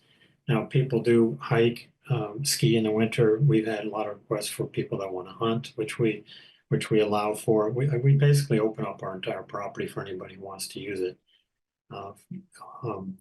In terms of land use, yeah, we have there was something, I don't know how far we're into it. I think quite far. Land use, forestry land use, where we get some kind of relief. It seems sort of de minimis in terms of the amount of relief we get from that. But yeah, we do have that as well. Which I just looked it up, and they are enrolled in current use. That reduces the appraised value of that 124 acre parcel by about a fifth, about 20%. Knocks 112,000 off the appraised value. That's good. There's sort of three, I don't know if it's of interest, but there are sort of three big buckets of revenue source we're looking at. I mean, one is we want to expand our programming. When I first took over, the question I had to the board is I said, how can we be closed for 45 weeks a year and be sustainable? I put it in that context instead of people saying, hey, we're open for 7 weeks of summer. So the point is that it's highly underutilized. And so we've already started this past year, the year before, bringing in more programming. And so we're expanding on the number of programs. So we'll have people there earlier in the summer, late spring, into the autumn, with more of a greater variety of piano type programs and so forth, which will bring in much more revenue as well. And then it's also about marketing properly, making sure we have full enrollment for all our classes. We certainly include all local people from wherever we have people from Montpelier. I don't think we had anybody from Calais per se. They may have had residency though in Calais, I'm not sure, that come, and we highly subsidize people in the community if they want to attend our programs. So that's one revenue source. The other one is philanthropic efforts, which we are now beefing up and building a plan around so that we can get more donation coming in. Most of that's really coming from outside of Vermont, from faculty and people that are outside the state. A lot of these people who come to Adamant in the summer. So that's a huge opportunity for us, and we're making headway there. The third thing is also just expanding a bit to other types of programming. Which is part of our mission statement to provide access to our facilities. So we've had local meditation groups come in, for example, and we had a small wedding. People that wanted to have photographs and things like that taken for a wedding, which we always allow. But so just looking to see if we have any idle weeks, what we can do to get other what we can do to open our facilities up to people that in the community that might need it for other purposes. Those are sort of the three major areas. Now, of course, those are all revenue generating. On the cost management side, you know, we've pretty much pared down to the bone everything we can on an expense basis, and that's why this tax burden is quite large for us. It would be a big help for us to have some relief from it, at least for the next 5 years. Is the northern property posted by the quarry? Is it what? Is that posted? Is the property posted? I'm sorry, what do you mean posted? Does it have no trespassing signs around it? Oh, no, it doesn't. Okay. So, the rest of my questions are a little more kind of administrative and kind of logistical in nature. About, you know, considering, you know, considering the adding a warning and kind of the merits of that and that sort of thing. So it seems like the request is to consider adding a warning to, or adding an article to the warning, which would be posing a question, I guess, would that be for a floor vote, or would that be an article? Yeah, so that would be a floor vote. And then there's kind of a decision on whether or not, you know, we accept that particular action or take that action relative to like a 1-year request to put them on the property cycle or the consideration cycle for other exempt parcels. Or whether it gets added as an article to put it on its own cycle of 5 years. Yeah. Just so I'm understanding that correctly, that Tegan, does that sound about right? Yeah, we tried to put everything else on the same cycle just so that nothing slips through the cracks. So if we're gonna proceed, my recommendation would be to do 1 year, not out of any doubt that we would continue, just to so that we lumped in with the others next year. Yeah. I don't know if folks saw my note about the amount of money Yeah. we're discussing. I mean, Yes. it's It's in the 35,000, it's significant. 36,708. So, So that, you know, if that's not raised here, it's split essentially. Right, the money has to come The from taxpayer other taxpayers. Yeah. Not only the town portion, but the education portion as well. Right, So this is this is 36,000 is municipal and. It's the total, education tax. it's the total, yeah, but for the upcoming tax year. so it's not a small amount, I mean, compared to the other properties we have, that we're talking about quite a bit of grand list value. It's not an expense, right, it's a reduction of revenue. Yeah. Because we're saying this value is not gonna be taxed. It raises other Sorry. people's taxes. Sorry. Well, that's why we were interested in doing it as a community choice, you know, versus sort of working through the state, which is what I think statute 3840 sort of addresses, is about sort of community choice and having the community vote on such a matter. Well, so if I can add some commentary on that, because that's another part of like a point of kind of conflict for me, is that like I think it's prudent to be sensitive to what like the select board makes a decision around to put on a warning like this, because historically, from at least my perspective, these types of things have this kind of indirect assumption of being the recommendation of the select board. And I don't think that I think that this is a good dialogue that we're having now, and I want to recognize what I do perceive to be as like some real value of the school as a community member in Adamant, and be, you know, respectful of the community members in Adamant specifically, and their very local community. I don't mean to diminish that, but But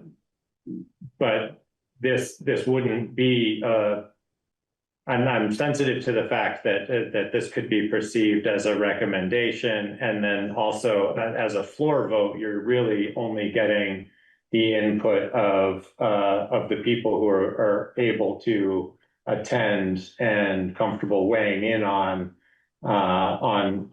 this particular item during town meeting, and that to me still falls short of a comprehensive vote from the community to make a decision around this, and it's not an insignificant tax burden for other members of the community to absorb. So, you know, I would personally feel more comfortable with a warning like this being added, or an article like this being added to the warning if it had gone through some sort of petition process where there's very explicit requests being made of the select board,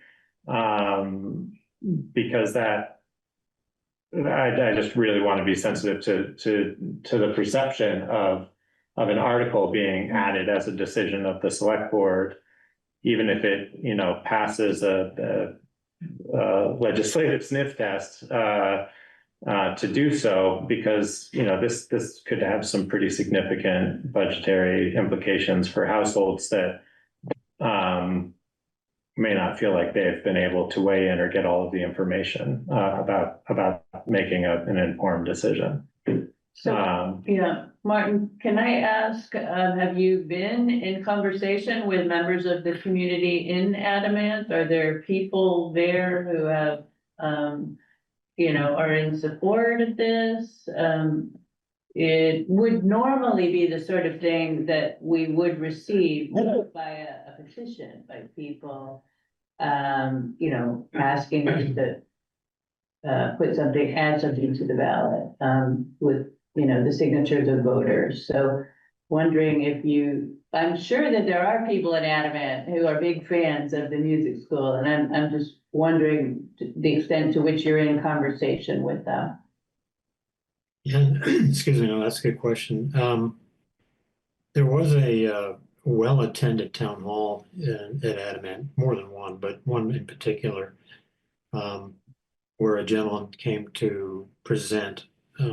I don't have the name in front of me, I can look it up, but from a community preservation trust organization. Ben Doyle. Yes. Was it Ben Doyle? Yeah. Yeah, were you there? And I was not there, but that's who runs Conservation Trust. but he talked about the option that the town were to procure the entire property, lease it back to the music school, and things of that nature, and then try to use it for other purposes, I guess. But the town was, my understanding, I wasn't at that particular meeting. There were board members that were there, that the town is very concerned that when they heard that we are at a point of we're potentially closing. It was addressed by the prior board in 2003, I think. I don't know if it was formally done, but it's certainly it was more than a rumor, but it really caught fire in the community that they were thinking of potentially having to close in 2024. It scared a lot of people. And that's about the time I got in on the board. But yeah, I think the town is very much in support of keeping this going, and but that's about all I can say about that. We haven't done any kind of balloting or petitioning or anything like that. Right. Would it be helpful if we had a petition, or you mentioned? I'm sorry, I don't know the chair's name. Oh, Jordan. Jordan, with respect to the floor vote, are there any other options in a floor vote to have something like this reviewed, a warning? Or voted upon? There's the two routes. You have select board approve it, or you can get a petition with 5% of registered voters, which Tegan is 770. 72, I think. 72. It's And, not limited to town meeting. but that's right, so I was wondering, so like if it then goes to petition for a vote, then that could potentially be added to ballots that get mailed, is that right, or no? And now we're talking about two Right. different No, it'd things, be in-person meeting. just special town So we meeting, would hold a special meeting, election. like town meeting. I think it would have to be a floor vote, because that's how we vote that sort of question. Hmm. So we would have to have a meeting at the gym or here or somewhere that was warned and went through all the bells and whistles of an election. But if the timing were right, it could be petitioned to be on the town meeting ballot. If they get in by 5 o'clock Thursday. Right, this. Right up against deadlines now. Yeah, it's getting late for that, but it's the same general process that the Curtis Pond Dam bond went through. It originally came to the select board to go on the warning for the bond. The select board, making a similar argument Jordan just made, said, you know, we don't want to necessarily put it on ourselves, but if you do a petition to put it on, great. I like that And solution. so we did the petition and it got on and it wasn't a voice vote, it was on the mailed Because a ballot, bond is because it was a different. bond. Yeah, tax exemption and a bond are different. Can a tax exemption be on a mailed ballot? Like, would that be a choice? I think that's not how No, we set it up. We voted to vote certain things on the ballot and Okay. certain things on the floor. And so we voted to move our zoning rights and bond votes and certain offices to the Australian ballot, but tax exemption is not part of the voting. But I referred to in the beginning that Rutland has a informal policy that a select board Right. wants to see a petition, the equivalent, before it will in fact. There would be no reason actually to go to the select board other than to get their support, but Right. you have those 5% of signatures, so. Seems like an appropriate solution if people agree. Well, and one would guess that if it weren't possible to do it this year, that we would certainly, you know, given that the time, the number of days we have Yeah. between now and Thursday, that's something that could be considered in a future town meeting. It wouldn't have to be this year's town meeting. Yeah, I just want to be very careful about, conflating how we interpret the support. I mean, I try to be as sensitive as I can be about living in my own echo chamber. But, I don't doubt that they're very adamant residents, but no, honestly, no pun intended, I hate them so much, but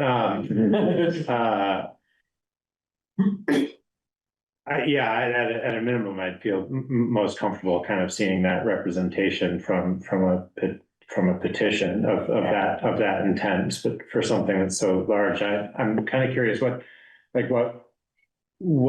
would stop the association from going to the Board of Abatement to appeal relief on like an Well, it annual. would be a qualifying reason, inability to pay, is a reason. Right, but inability to pay is still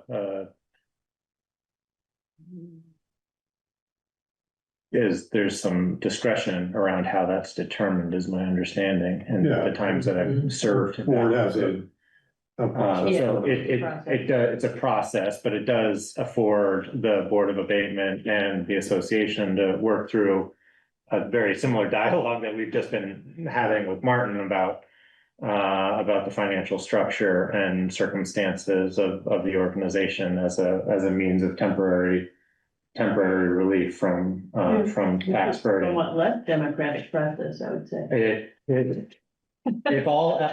If all else fails, there is a somewhat less democratic process for reviewing that as well. I'm just feeling a little uncomfortable, I think, personally as a board member with, the limited time frame. The limited time and the dollar amount. And the dollar amount and the opportunity to work through the dialogue around Yeah. community benefit, Right. part, and Which I think is there, it's just. yeah. I would love for there to be a process, a Yeah. longer term process to look at the options. and the property. Yeah. Yeah, Um, I can appreciate your interest in having more time. We would like to have more time as well, but Yeah. unfortunately, the thing is, if there's ever a time where we need the relief, it's now. It's not something, in the future, we may not need any relief. And I say that in sort of a worst case scenario where we just can't continue to operate. So I don't want to come to you when we're, I'm coming to you now at a point of, where we were at a crisis point. And I would say that we were sort of a patient in critical care on a respirator, and we're now at least have the respirator out, but the patient's still in the hospital. And so, time is really important for us. This is sort of our this summer, next summer, our make or break years. So that the urgency is the need is really very quite urgent for us if we can get the support.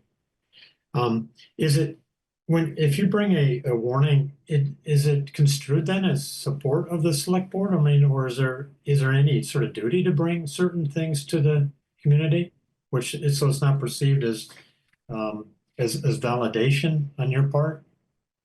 If there's the petition, then there absolutely is the duty, for sure. Okay. But you're asking the board to use its discretion to, grant the request. Right. And that does look like an endorsement by the board. And I feel like if there was more time, there's a lot of Yes, potential nuances and, right, it doesn't necessarily have to be all or nothing, like it's multiple parcels. That's what I was gonna In the say. past, In the there's past, it's been a percentage. a percentage. So I could see a world in which the town green and, certain parcels are, certain parcels aren't. But I think it would take a broader conversation, community conversation, and more digging in to sort of find what and I we're. feel like there's a willingness to do that, but it hasn't been started, so Right. it's not really workable for this March town meeting. Right, I mean, I want you to hear, I hope that you hear, that we value the music school. And,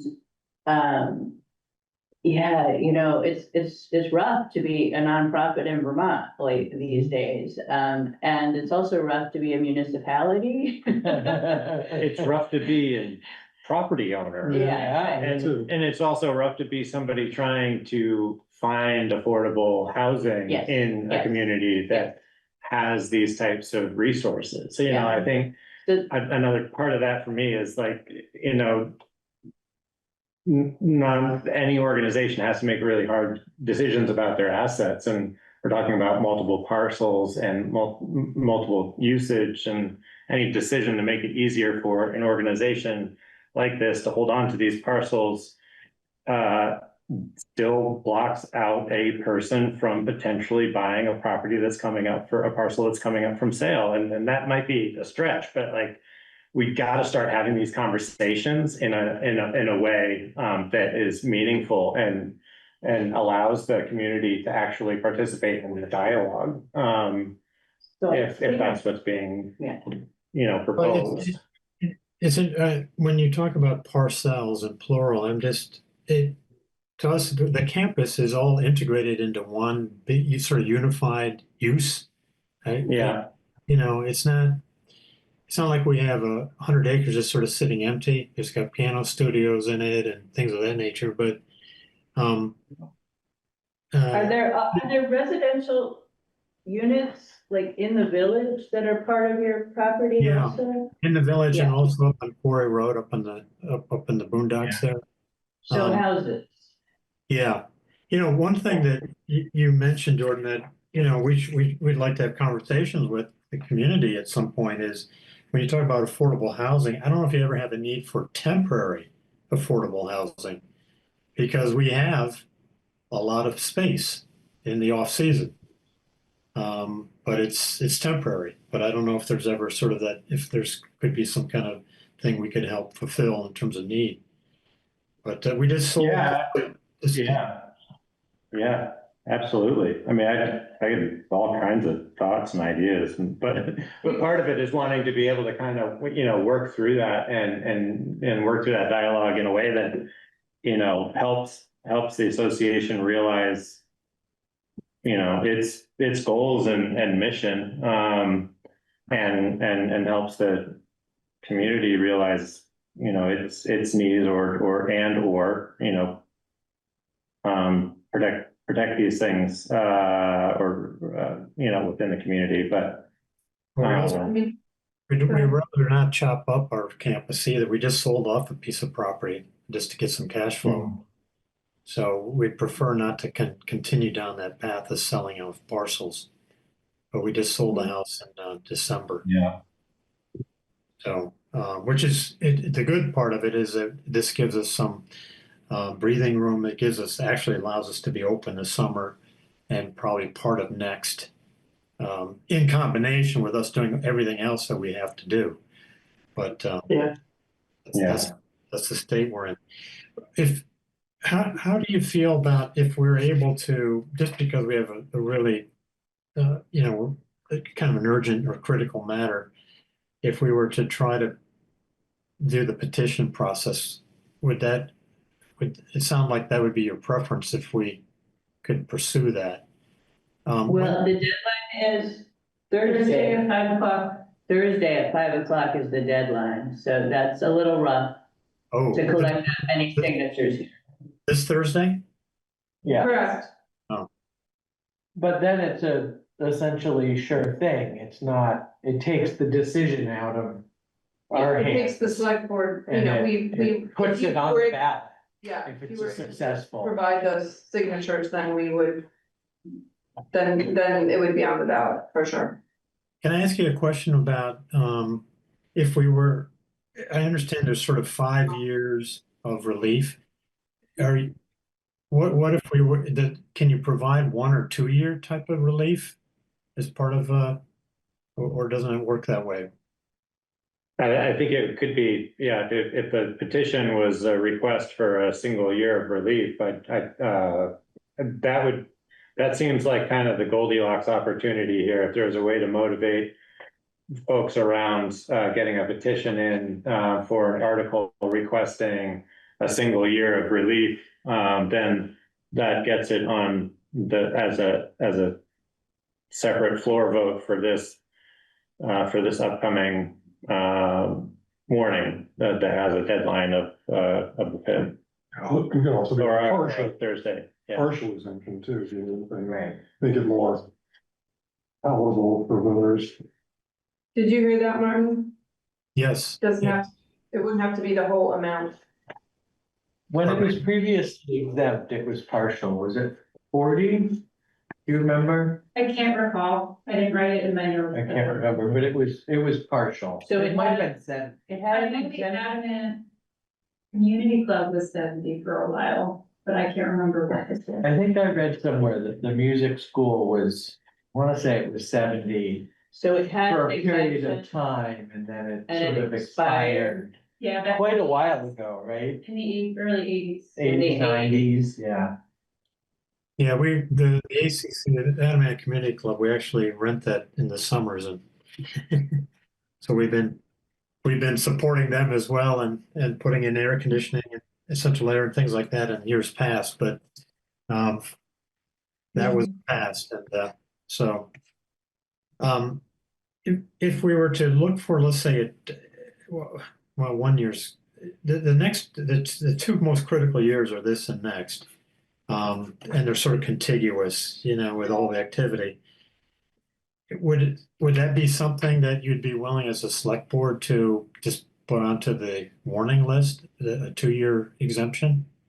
Or is that you still feel that's too much out there in terms of? I guess It's their prerogative if they put that to the. No, he's asking us. He's asking us to do it. I know, but okay.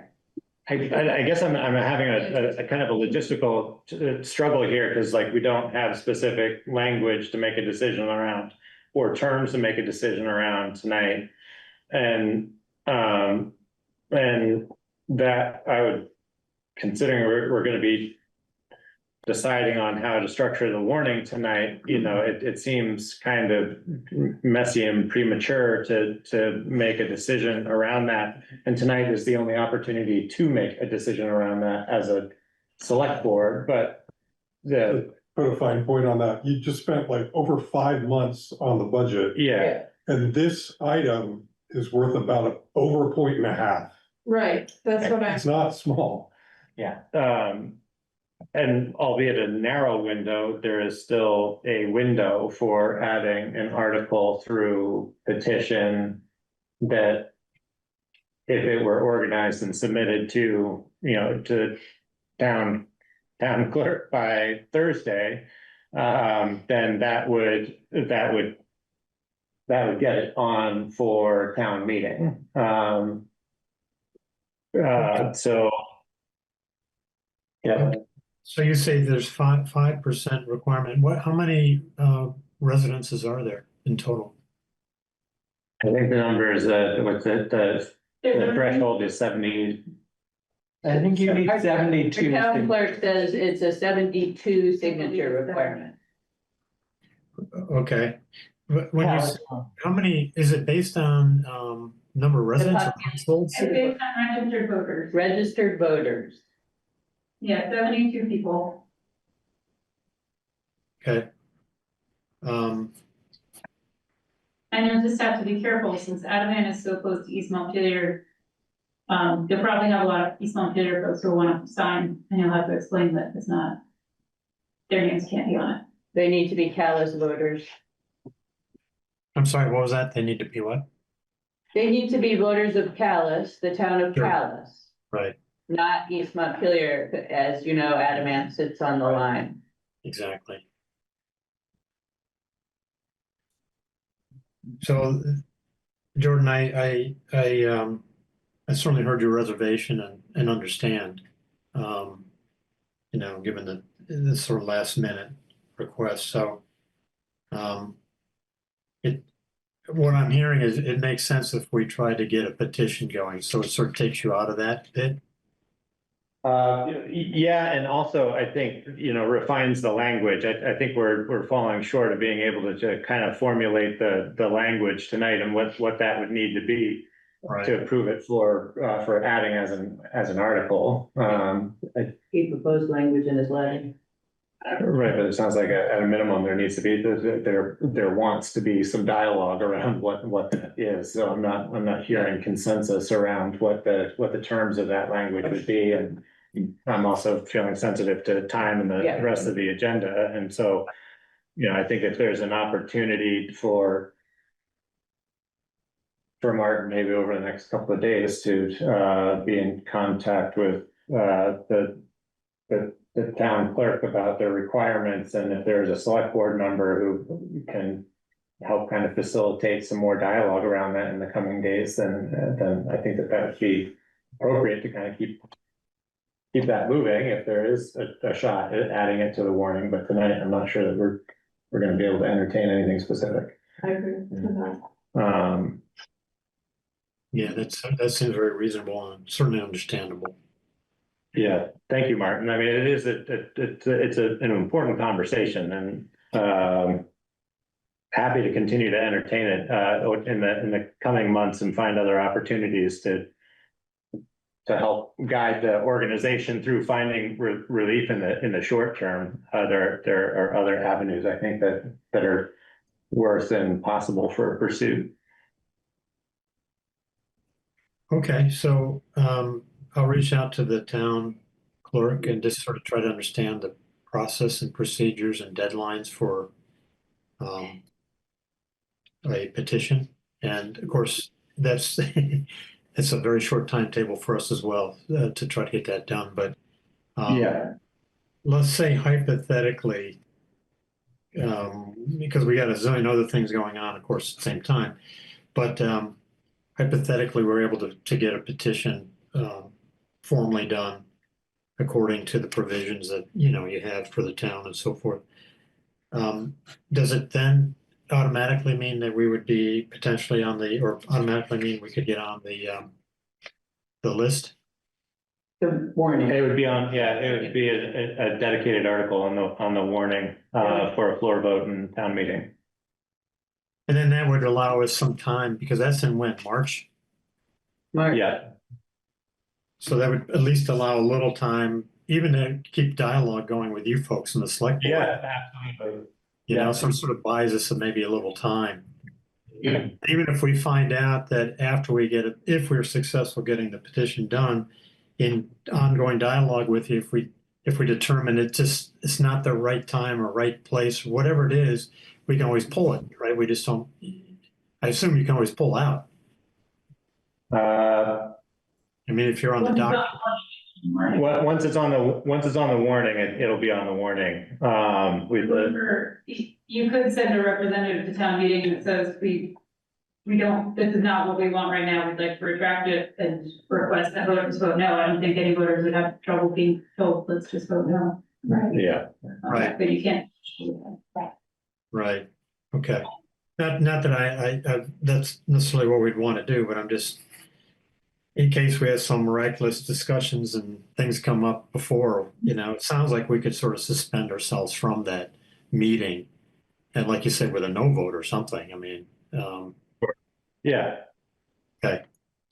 All right. Well, I appreciate your time.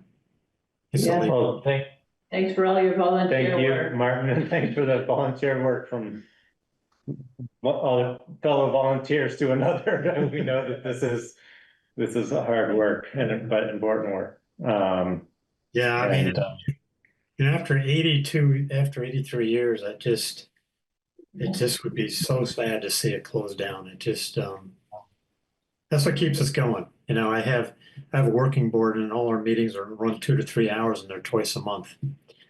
So, and then they have work to do in between. So, but we're fine with it as long as we, you know, if we can pull this through and get us out of the woods here this year and next, that'd be terrific. All right. Okay. Thank you. Thank you, Martin. Thank you very much. All right. Have a good evening. You too. Running a little behind schedule, but thank you everyone for the dialogue. The next item on the agenda, well, actually, no, we need to consider making So the town warning. decision. So relative to all of tonight's conversation so far, it doesn't sound like we're proposing any changes or deviations from what is currently prepared as a draft in the shared drive, which has been reviewed by the attorney. And updated budget information has been added to align with the proposed and adopted FY 27 budget. Is that all correct? I think so. Is everybody willing to make a vote on that? Comfortable doing that? Can I entertain a motion to accept and authorize, I guess, Tegan to distribute the town warning? For town meeting? Sure, yep. So moved. Second. All in favor? Aye. Aye. Thank you very much.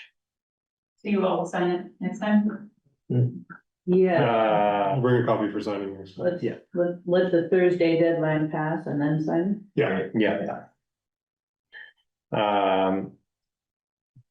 Great, moving on to the next agenda item, which is a conversation about Lightning Ridge and right-of-way issue that we've kind of touched on a couple of times, had information on. Assuming this, well, this is regarding the right-of-way adjacent Lily parcel and the hay bales in the town right-of-way.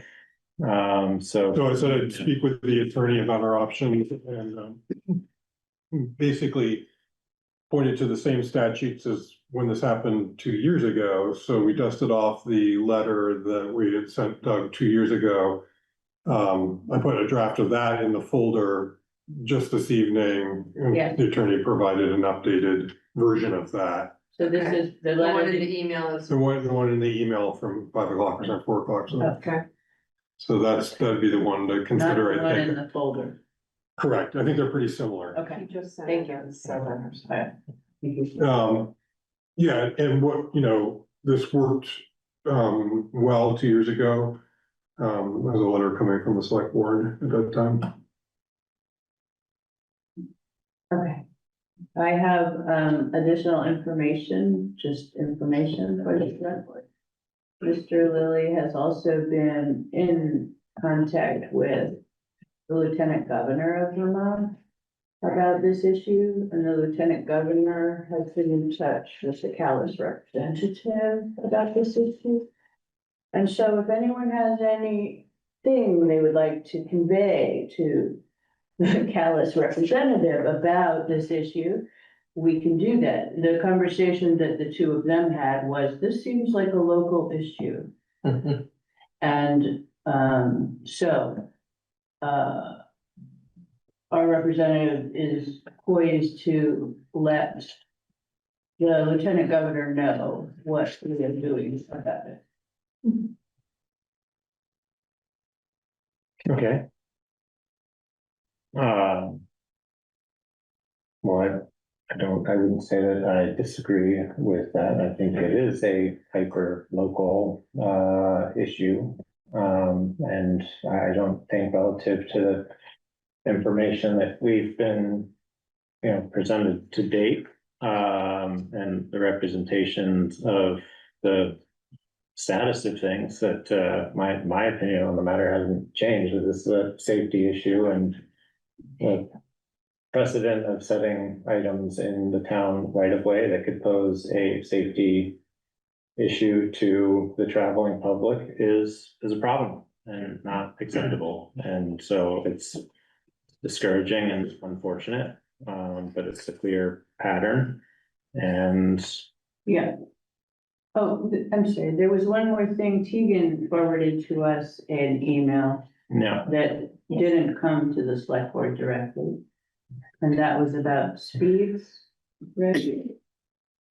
It's a 2014 report on 2014 speed. report From the committee. from a committee, and it seemed to go all the way up and down Lightning Ridge Road, measuring for width and. Right, and they looked at speeding, and the select board has responded to the speeding issue by lowering the speed limit. And we're increasing patrols and enforcement, correct? So that addresses, in my view, the speeding issue. If this has any relevance to speeding. Which the letter and the attached report seem to indicate there was a connection. Yeah. yeah, So this letter looks fine to me. Okay, I would send it out by certified mail tomorrow.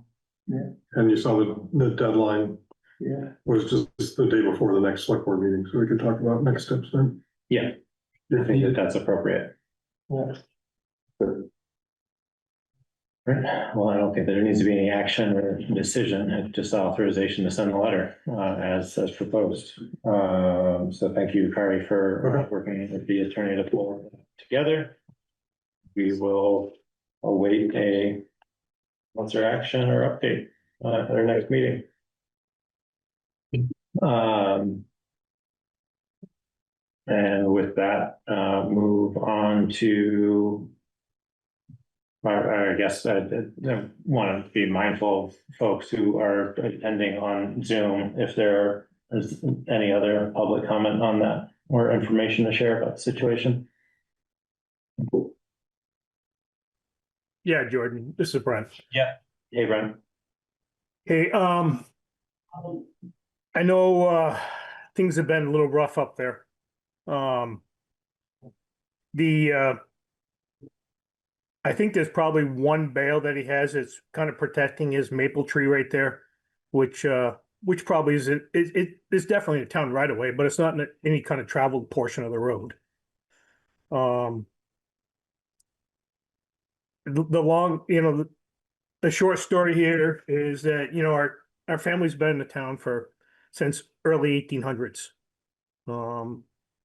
And he's the last generation that's going to be in that town. He's 82 years old. He's trying to keep traffic slow along that road there. And, it just keeps getting wider and wider. The house is right on the road. It takes him 5 minutes to get across that road. He doesn't get around that well. And he's just trying to narrow it down so people go slow. I know they have the signs up out there that it really doesn't do anything.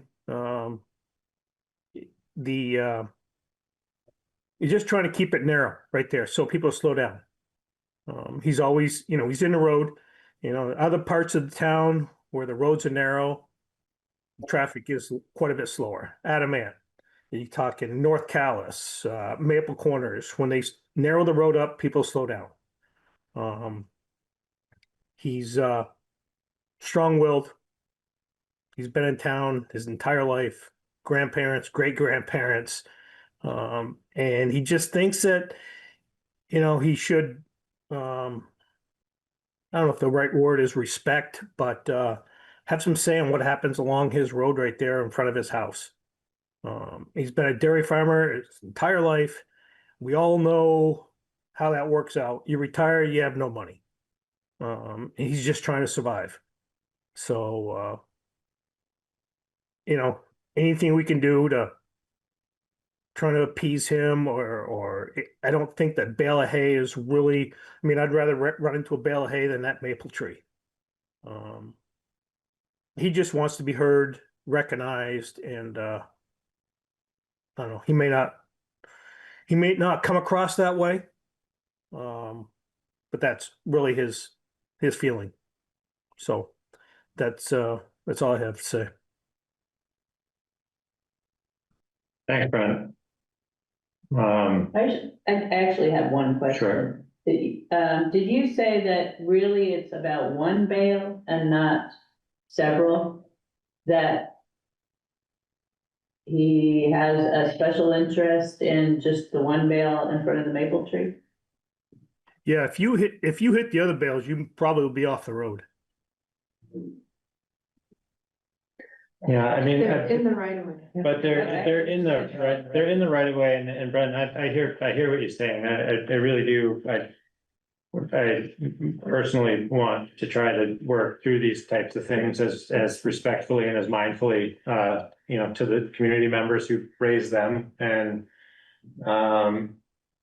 but, in my tenure, there's been large rocks placed in the town right of way as a means of influencing maintenance behavior or being impediments or whatever you want to call it. There's been snow, fiberglass snow stakes put in the town right of way immediately adjacent to the traveled path of the road, which have hit my truck mirror as I've tried to pass oncoming traffic. And it's the pattern of putting things in the town right of way by a resident without any kind of prior approval or discussion with the town about doing so. And we've certainly heard and tried to respond to concerns about speed, and we continue to fund patrolling budgets to continue to try to influence speed behavior. We've been talking about getting organized around communicating regularly to the public about speed behavior that we find unacceptable. But really, this is about things being placed in the town right of way that are really, really close to the traveled lane. One of them, yeah, What would you- overhanging, but the rest of them are right there, right next to the town, or right next to the traveled Okay, path of the road. so Jordan, there is not a bale that's in the road. You're aware of that, correct? Yeah, but the right of way extends beyond the road, Brent. Well, I understand that. I understand that. So, I mean, logistically, he could put a fence there, correct? With a permit, I mean, you would need a permit to put a fence there. I think if you look at your road committee where they went through the whole process about, I don't know, 8, 9 years ago, that is a permit, that is permitted. And they also agreed back then about the width of the road at that point. They went through the whole town and measured different roads, agreed to allow certain roads to be a certain width. They had recommendations as far as up to Lightning Ridge and the Adamant Road to tee that off and not make that such a Y. Yeah, I'm familiar with those. Yep. So I'm not exactly sure what the width was right in front of my dad's property, but I think it was I can't remember what the width was right there. But the other bales down through there are definitely far enough off the road where if you hit them, you're going to be off the road anyways into a maple tree. I don't agree with that particular characterization, Brent. I'm sorry. And I don't want to get into squabbling about the interpretations of our modified road standards and maintenance practices, to the best of my understanding. Certainly nobody is making an active effort to try to widen the road along that parcel because we're all intimately familiar with the feedback we get whenever it's perceived as such. But the message here is that it's unacceptable to place objects in the town right of way, which includes the roadside, which poses a risk to the traveling public. And that's kind of the extent of the conversation right now.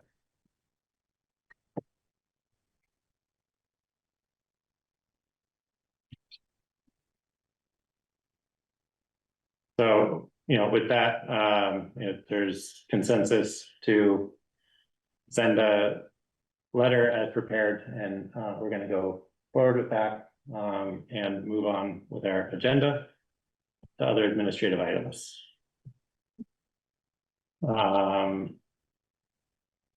First is the approval of minutes for January 5th last week, which is a special meeting to kind of go through budgetary items.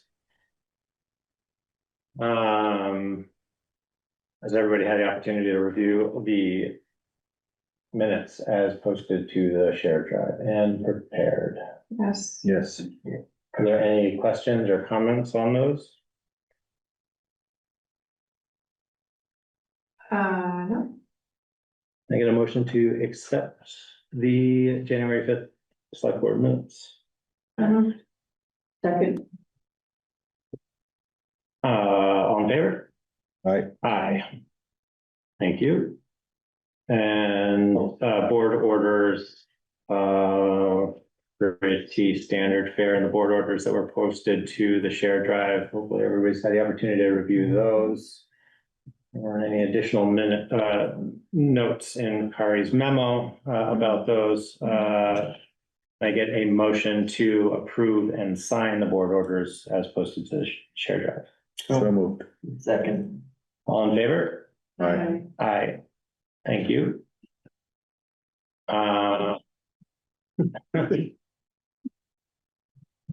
Bill's in a signing mood. Reports, Tegan. Today, 3 people voted in the office, 3 emails went out to voters who live abroad, and 105 ballots went in the mail for the school closure election. It's a lot. Ballots. Wow. I have 3 more requests in my email for start with tomorrow. So we're rolling on that, I think the information is posted around town and I'll keep posting on Facebook, or not Facebook, on Front Porch Forum. And then we're working, Barbara has gotten all the reports for the town clerk, so we're starting design on that. And also, prepping for a town meeting, she's done a lot of work on that, just making sure all our ducks are in a row as far as already helping with AV stuff and childcare and all that, so that's kind of what we're working on, but today was the day, if Kari hasn't already filled you in, our heat went out, our copier isn't working. And we had a representative from the Secretary of State's office coming to investigate a boundary line adjustment that is in dispute, so it's a day today. Monday. What time? Monday. Did you get your heat fixed? The heat, so it turned out that our propane was out, I'm sure this is part of Kari's report. So that's the third time Suburban has let our propane run out in one of our town buildings, so we had it refilled by someone who was not. Good. Of course, Toby was there when it ran out and he was free to poke around because the rest of us were doing other things and he figured out it wasn't clear. Wow. And that's a buried tank as well, so we own all the buried tanks at this point, right? We own the tank here. Yeah, Yeah, we own that one over there, although we couldn't find proof of ownership. But yeah, Alco went ahead and filled it, or not, put 100 gallons on. yeah. Oh, good, Oh, that's good people. very disappointing. Yeah. Wow. But I'm glad we own our own propane tanks, because that, Well, luckily it wasn't on the weekend, 20 below night. It had only dropped about 4 degrees and we started to notice, and so that's when Barbara and I were checking the thermostats. Is there some type of a notification system if it were? No, but John's researching, Bluetooth thermostats for this Yeah. reason. I think I think they're thinking about some device that is not part of the thermostat, but it just We got one. looks at temperature and then we sends got out an one email for if the it's a problem. Community center. that Temperature gauge. You can set it to like text or email up to 5 people when it gets below a certain temperature. Good, yeah, And it wasn't expensive, it was maybe $100 or something. yeah, okay. Do you know It saved us, We I have one, forget. the brand is Marcel, Marcel? That's different. MARCEL. does it require power though? It's, It does require. It's like it's gotta go out through it's gotta Wi-Fi. go out through Wi-Fi. Which we have here, right? Yeah. Temp Stick is the brand we have. Stick. Red Lily wrote a note there. Thank you. Yeah, to read a message in the box, or. Feel good, yeah. Thank you for your time. Thanks for the time. Thanks, Brad. No, Martin, Michael, the information about petitioning. Oh, thank you. Thank you. Yeah. All right, Yeah, I don't know, I have much to add. I did talk with John and the crew about Apple Hills. I don't think they had to go out on Friday. I thought they were going to at one point. It just, it was raining, but, they did evaluate the turnaround and, mark some trees for removal, which Tom Frost was okay with. And then we'll work on an analysis of all the class 4s and Great. number of homes and Yeah. who might need equivalent payments. So I was thinking not next meeting, because we have a pretty busy agenda in 2 weeks, but 4 weeks. sounds. Oh, and James Daly reached out. He said he'd like to engage the Regional Planning Commission sooner than later. Update to the local hazard mitigation plan, that $11,000 item, and that seemed like we should just go ahead and do it. He didn't want to wait for town meeting. We don't need to, so bring a proposal. There was something about a save and find meeting coming up. Yeah, so remember the, what do they call that? It's an action plan that the conservation district was working on this summer. So they have that plan, I think it's final. I don't think they're asking for input at this point. So it's a webinar on, I believe, the 23rd. Online? Yeah, Mhm. it's all online. Did I send an invite? Yeah, it's 2 to 4, that's kind of a funky time. Okay. 22nd, Okay, thanks. I'm sure there'll be a reporting.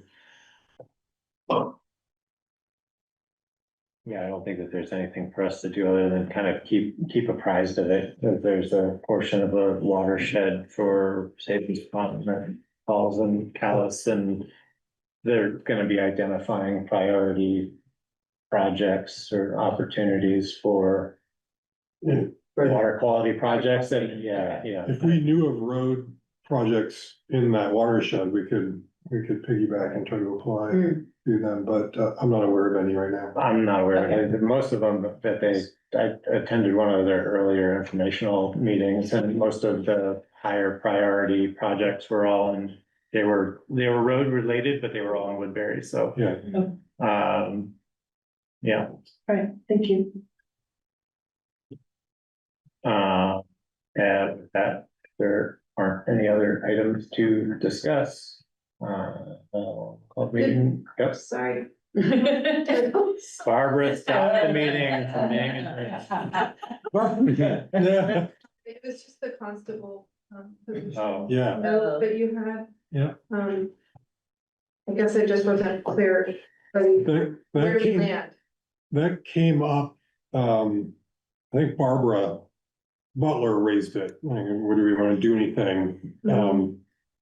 Sort of following the lead of Middlesex voted to eliminate the position.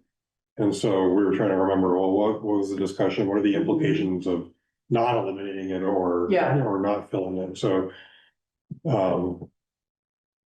yeah, it's I assume it's too late to do anything for this town meeting if you were considering to eliminate it. it's good to have the feedback that it doesn't pose a more general liability. Yeah. Still on the town to enforce its ordinances and some. to some extent. Yeah, and I mean, we don't have anything in the budget, it's a blank, Yes, but I'd rather have the position remain, because sometime we might fill it, right? yeah. Yeah. It's because they write citations, it's, I think, a natural to go with the animal control if you can find the person that was willing to do both. Wilson Hughes used to do both, I think. And it's still something up for a conversation, I think, with other communities. Right. But so far, our immediate joiners, don't have one, or have somebody that's gonna have the excess capacity to fill that role for us as well, but that may change, and I agree that if as long as there isn't a liability for us to leave it unfunded, and continue to work through those dialogues to try to fill it and leave it vacant, then I think that makes sense. So thank you for seeking that further clarification. Thank you, I just wanted to understand that. We appreciate you. Not if it gets to 9 o'clock, you know. Meeting adjourned.